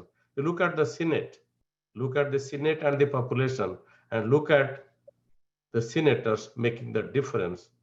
We saw the weakness more so for the underprivileged, not only for the police brutality, but also Corona-19 or COVID-19 exposed the weakness of the system, maybe magnified it multifold. And we saw that. So in order to stand against all those, we have to be proactive, not just being on the meetings and talking about it. We have to be involved. I'm glad more and more people are being into the politics. I saw in New Jersey, somebody, Indian mayor, has been siding with the governor and doing things together in Hoboken. A lot of things are happening, but it's not enough. If we want to bring equality, which is very important, equal opportunity is very paramount. If we have to do that, we have to be involved into the political level. Places like Canada, UK, still same discrimination is there. It is not that Canada is free of problems. They have theirs, we have ours. We need also formal training. I think I mentioned that, and a job creation. We used to have people who get what you call shadowing in our office, because it was helpful for them to get the first leap or the first step, because they cannot be accepted without the shadowing to get into some training program. We also need to talk about the nanny service, the nurse aides, the food and vegetable growers, and the domestic workers. And we should not treat the workers as contractors so that we can hire and fire them at will. And more important, while the privileged can take the mortgage deduction, some 55 million people, I believe that's the statistics, about 500,000 people are homeless, and about 55 million people who are eligible for public housing.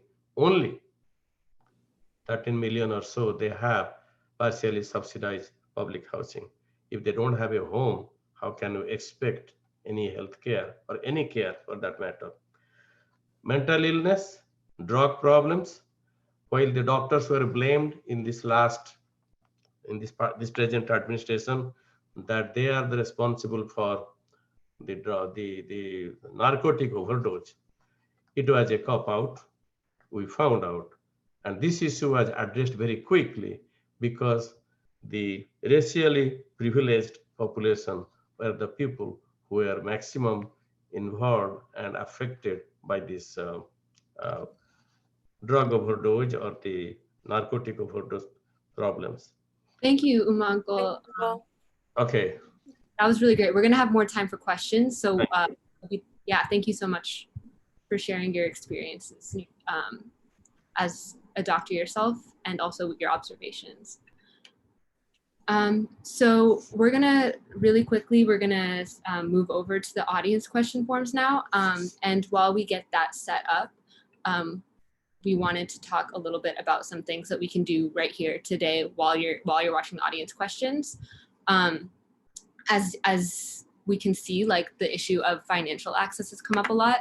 And we wanted to talk about, on a very personal level, we have a responsibility to kind of pay restitution and reparations in ways that we can, especially if we are in healthcare or like have, our families that are in healthcare, there are ways that you can kind of move your money to support individual people who are facing these things while we also work towards more systemic issues. So I'm looking at the questions right now, and I see there's a question about the story that I shared earlier and some more details on that, which I have more details that I can share and that the patient has told me I'm able to share, so I can do that. But I want to make sure we're not just, consuming Black women's trauma to learn and not actually materially doing anything about that. So we are also going to be part of this process with her is we're going to also be paying her restitution for the harm that she faced, and because it was at the hands of a very privileged South Asian doctor. So I'll tell a little bit more about that, and then before we go into the other questions. And in the meantime, if you would like to support her, please, you can either contact me after and Venmo me or PayPal me, or we have a GoFundMe set up. And if you drop money there, we will make sure that gets to her. So I got a question for more details about that. And I don't want to take up too much time because our panelists have really great things to share. And I'm happy to talk about this offline later. But there were several instances in which the patient was expressing pain while after her birth. She had some tearing and the doctor was administering stitches, and the patient was kind of in pain that made her feel close to death. And my friend who's the doula was asking the doctor to stop, and the doctor was kind of giving her this look.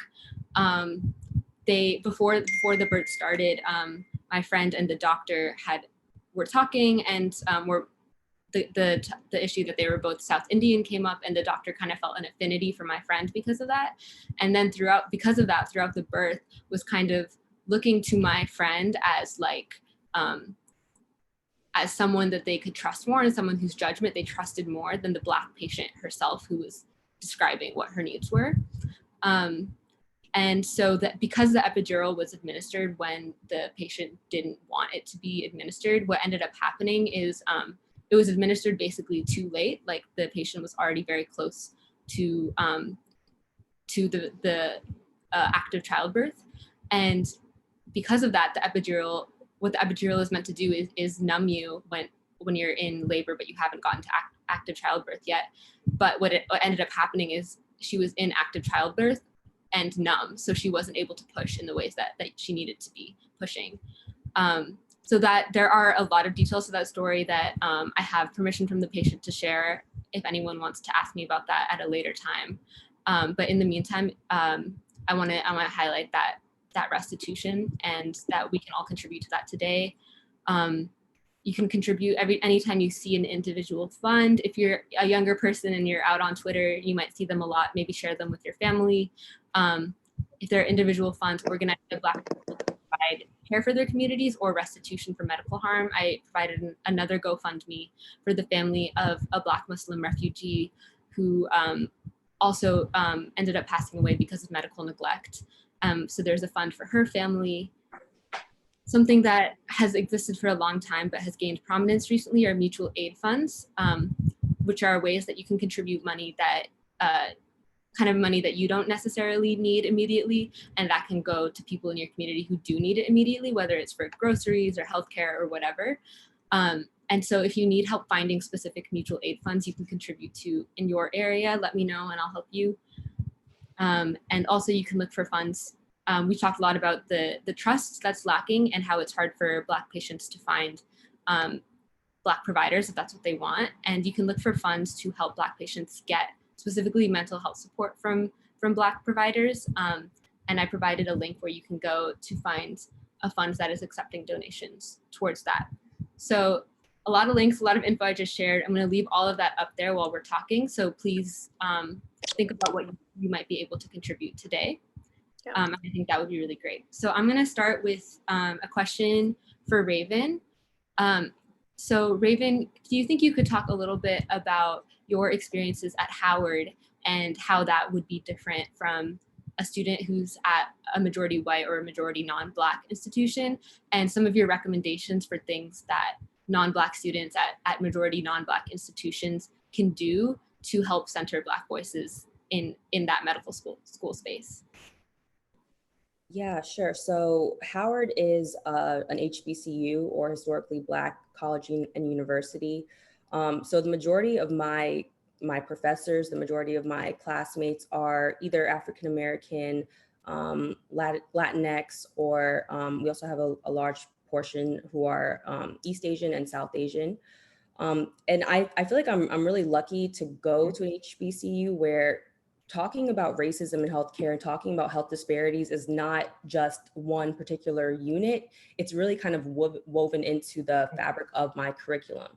Whereas at some schools, maybe, and I got my post-bac at a predominantly white institution that was very prestigious, but part of that post-bac was taking courses with the medical students. So I was able to see literally the entire first year curriculum for a medical student at this predominantly white institution versus the education curriculum at my institution.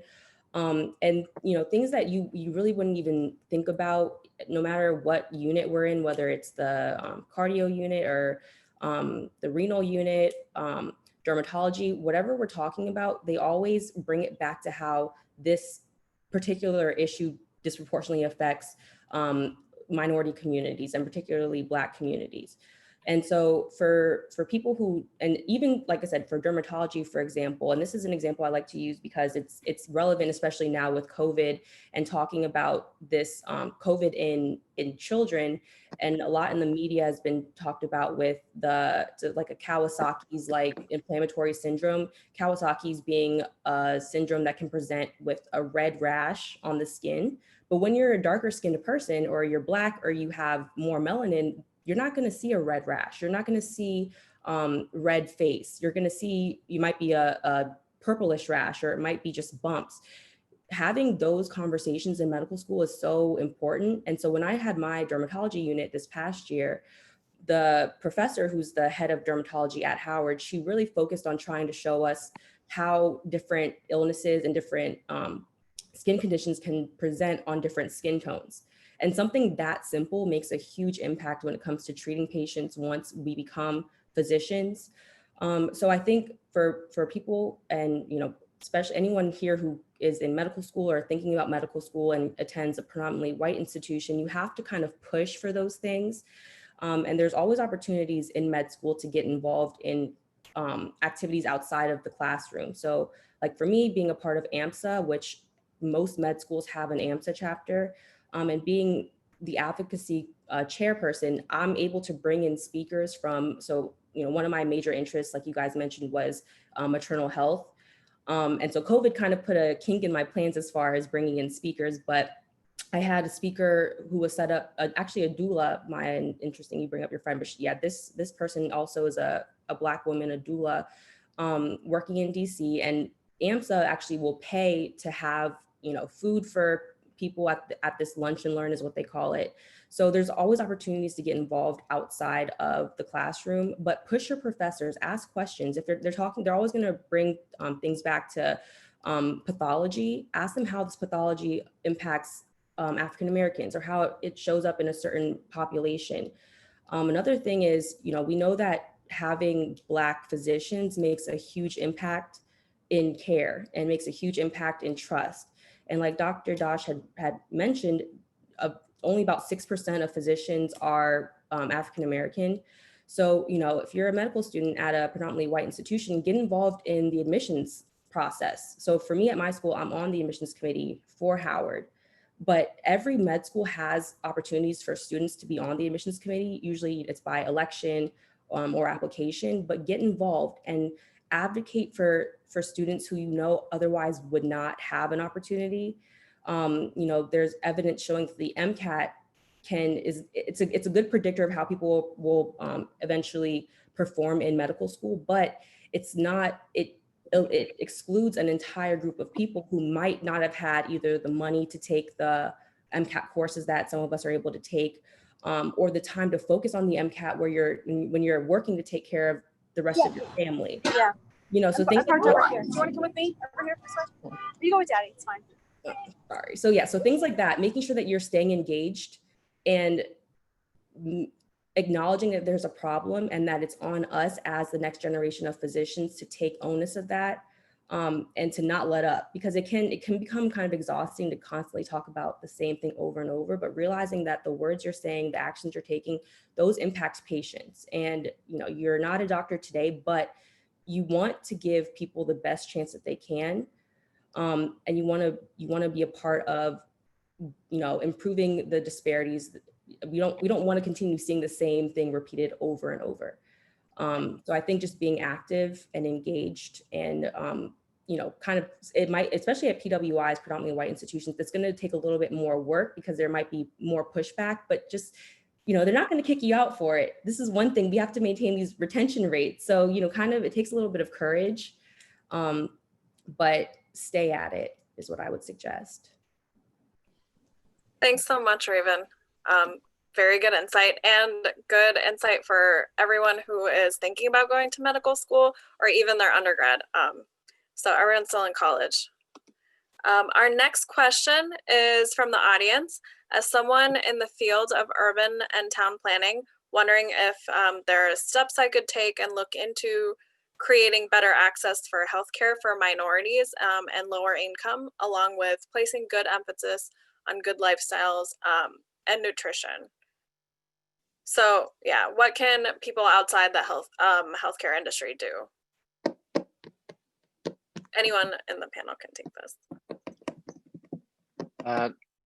Just one comment. I don't know a lot about urban planning, although smart city development is really exciting internationally when we see how points of public transit, wearables and home connectedness in terms of devices being given to people in communities is helping connect them with provider systems more directly, or at least getting information about them. And I think that from an urban planning standpoint, placing light touch points for healthcare type services in places where the community is largely circulating through is one way to kind of get people to be informed and also to hopefully engage them with a degree of trust about building relationships with those communities that may not trust the healthcare system to this point. You have to get into those communities and provide care. And one example, which is not in the US, but it's in Hyderabad, is that the Basti, the Varkana clinics that they've created in the slums of Hyderabad are amazingly successful at connecting with people in those communities and building trust. And that's a similar kind of barrier that they're seeing there, that they're actually overcoming, and sort of working with those clinics. And I was visiting one in January. It's incredible to see how engaged the community is around those clinics. It's really a boon for them, and it's really their only source of healthcare. So if you don't build clinics in those communities, if you don't actually physically have a presence there, or at least reach out to them virtually into those communities, you probably won't be able to build that type of engagement. So that's just the one comment I'd say. Going back to the same issue, actually, it's not that I was trained in a good place. I also worked in Lincoln Hospital, Metropolitan Hospital, St. Elizabeth Hospital, which is closed. Right now, it's a HIV hospital right now. It was also transferred to COVID hospital at this crisis time in New York. So I also worked there for 5 years and learned a lot from this underprivileged population, because 90% of the patients are African Americans or Hispanics. And I learned a few words of Spanish at that time, but not quite a lot. Just to make dolor and few other things which everybody has to learn as a practicing physician. But so coming back to how to improve, healthcare is not free. It has to be paid for, either by the government, by Medicare or Medicaid, or some third-party system. Right now, looking at the impact of COVID-19, while we discussed last hour, before our last hour, this is going to impact a lot of employer-based insurance, as you know. because those employments are gone. So if you are not an employee, the employers are not good. And that is 136 million people. That is 136 million people. So whatever we can do as a personal level, it's not going to be sufficient besides the 120 million people who don't have any coverage. So again, coming back to the things which sounded like a democratic thought process, we have to save the laws and public institutions. The legal system needs to address, while they are changing the address few things here and there, but they have to address the issue of the people, and that is all Americans, not half Americans, because that is also looking at the childhood issues. I think Detroit has a problem of this lead-filled water. I think that has not completely changed. And so also, almost 70% of the nation's water supply, which is more than 75 or 80 years old, they are all lead pipe based. And those children who live there in rental houses, I mean, I live in New York, our water supply is bad because it has been verified time and over again that that water supply is bad, it is lead filled.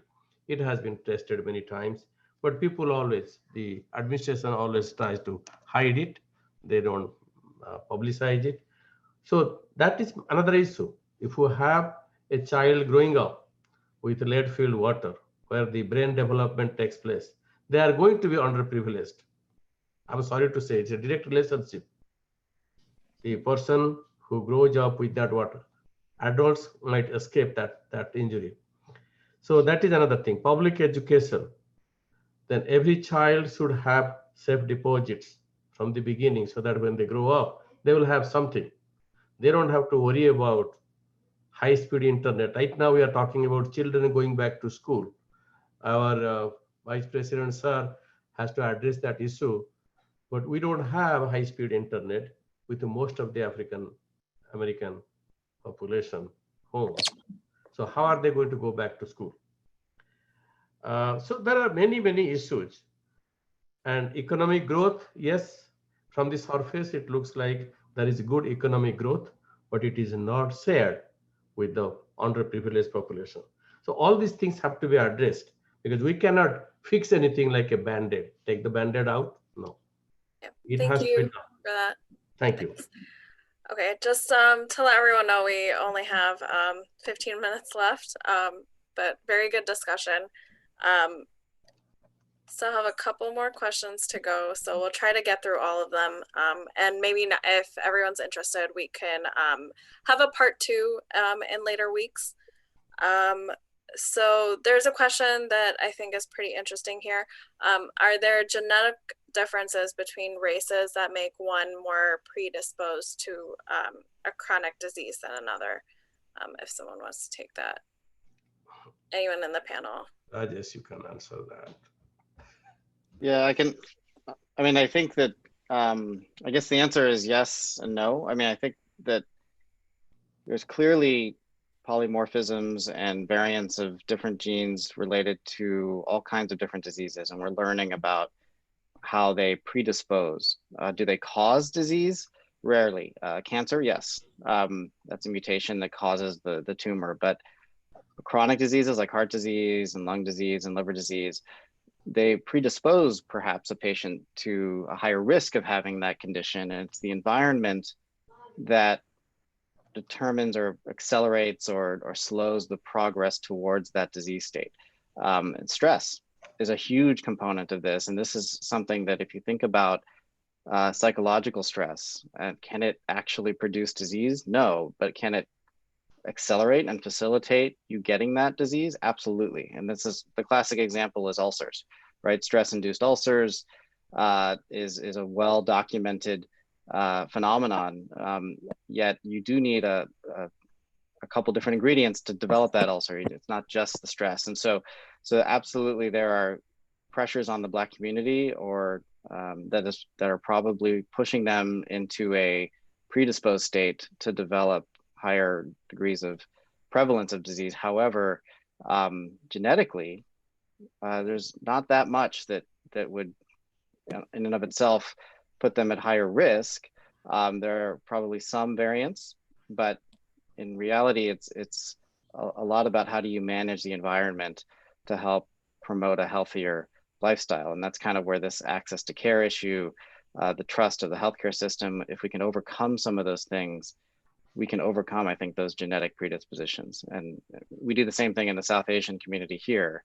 There are definitely genetic predispositions, but there are also definitely ways to manage that. And so it's just a matter of awareness and action.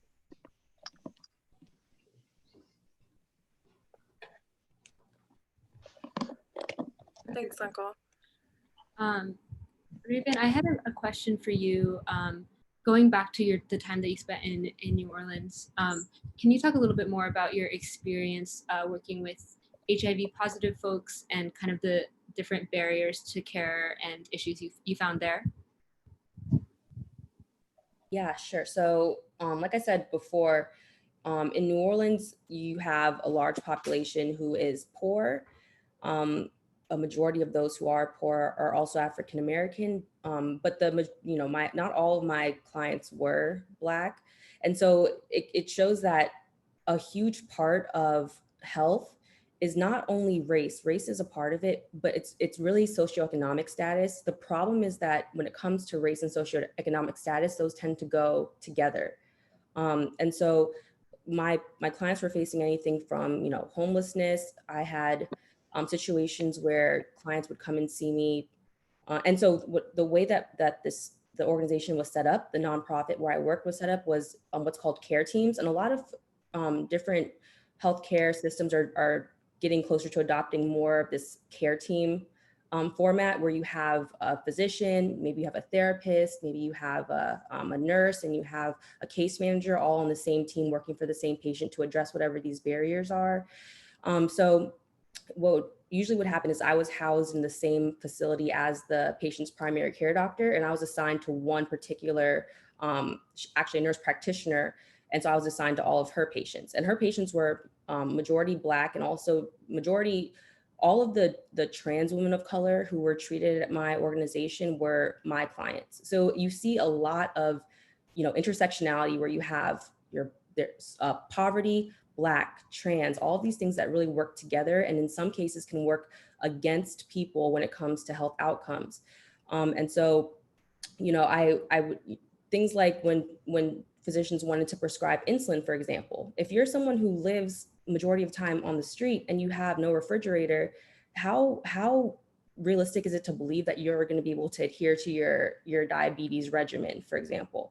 Or I had clients who had cancer, who couldn't take off work to show up for their treatment, because you take off work, you pay a copay, and they would come and see me later to get what we call emergency assistance, where they can then apply for funds to cover whatever amount of copay they paid. We could then cover that amount towards like a light bill, for example, or towards their rent. But they were like vital. Having these services for them was vital. And so the one thing they had was that they had HIV, and so they were able to qualify for the services that we had. Before Medicaid expansion, there's programs in Louisiana and really all around the country through Ryan White funding. Ryan White being a child who died from HIV in the 90s. And so a lot of the funding is in his name, but they would pay for medications with this funding. But you can prescribe medication to a patient. Maybe you prescribe medication that requires food with it. But if you're not getting a stable meal every day, how can you be expected to adhere to your regimen? So you kind of see these things up close working with where I worked as a case manager, because sometimes the physicians would be prescribing things which is what they're supposed to be doing based on evidence of what works. But then my job is to figure out how they can adhere to those treatment plans. How can I make sure that if someone is suffering from schizophrenia, can I get them in to see a therapist that same day so that they're more likely to even adhere to their HIV medications? Or can I apply for transitional housing for them so that they have somewhere to sleep tonight or somewhere to put their insulin? You know, things like that. And so, you know, for physicians, I know it's like you're with the patient for 10, 15 minutes. So a lot of the barriers get assessed and get addressed kind of outside of the actual clinic exam room. But I think physicians, we have to do a better job of listening. And, you know, Dr. Mishra had mentioned with the patient that I spoke about earlier, my client who ended up passing away from having this bleeding that she was consistently having. She'd been to the doctor several times. While you know, the patient should be advocating for themselves, you have to be empowered to advocate for yourself. If you've been constantly told that your problem is not a problem, how can you be expected to stand up for yourself and be like to a physician, where in a lot of communities, physicians are looked at as the epitome of intelligence, right? Or the epitome of power. And so you want to trust what they tell you, but you can't be expected to constantly keep telling them over and over, this matters. And I can guarantee you that my patients were not going to a doctor if they didn't have to. They were not taking off work if they didn't feel like it was important. So taking patients seriously, even if the concern to you doesn't feel like it's a medical emergency, understand that to that patient it is, otherwise they wouldn't be there. So I feel like we all have to do a better job of listening to concerns and then empowering patients when they do try to advocate for themselves. And that was essentially my job, was advocating for my patients. Wow, Thank you so much, Raven, for your insight. I think we only have time for one last question. I'm sorry that we didn't get to all the questions. We can definitely do a part 2 later at a later time. Rajesh Uncle, this is for you. I know when we were talking earlier, we were talking about how there is a lot of technology and technological advancements that are actually kind of, the system itself is racist towards people with darker skin tones. Can you talk to that, especially in dermatology? And that would be a great segue for what we're talking about for next week. Yeah, no, that's a great point. So, you know, Raven's point about skin complexion and how we're taught in medical school is really important, and it's becoming potentially a scalable error because with AI, a lot of technology is going to automated detection on images of skin lesions. So basically taking a picture of a skin lesion and having an algorithm decide if it is abnormal or normal. And what isn't clear to me, and not clear, I think, to the general medical community, is how are they training their data? When you train a data set, you want to make sure it's representative and that you're covering certain biases that may already be pervasive within the medical community. And so you could imagine that if you're not training that data set on an appropriate population, and as I mentioned, Blacks are severely underrepresented in clinical trials, including COVID trials, by the way, which is a problem as well. Are you going to get a balanced and sensitive test that covers the Black community, the dark complexion patients, including ourselves, South Asians, in that algorithm? And is it going to be better or worse for us in the end in terms of management of disease? I think that's true, and probably going to be true for other technology implications or implementations in medicine.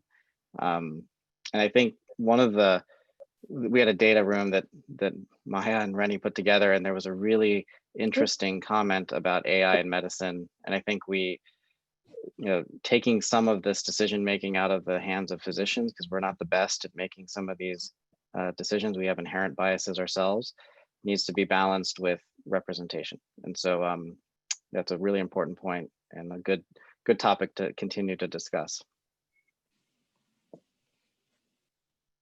Sweet. Thank you so much, Rajesh Mamu, for that answer. It's a great transition to what we have upcoming about talking about not only biases within the tech itself and the code itself, like in this example, but also how the industry of tech invests in income inequality and invests in mass incarceration and things like that. And yeah, thank you, Raven, for sharing your examples from New Orleans. Something when you were talking about that trust, something that I remembered was also with that example that I've been talking about. This was a doctor who'd been at this, I think this doctor retired soon after this example, so that she was like, near the end of her career. And after the patient had given birth, she said to my doula friend, she said like, oh, don't you see she was over exaggerating, like everything turned out fine. And my friends stepped up and said, like, no, told her exactly why she was wrong, but Black women shouldn't have to have an Indian American doula to translate for them. So yeah, I'm really, really grateful that we had the chance to start this conversation. Super grateful for our panelists first and foremost. Thank you to all of you, but also everyone who took the time to be here. I think this is a really great first step, and I really, really hope all of you will stay with us next week and the week after and the week after and the week after.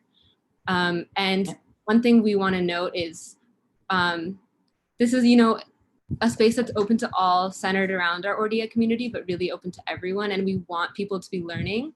And to that end, some of us don't necessarily have all the right language for things, and we might make mistakes. And we do want to hold grace for that.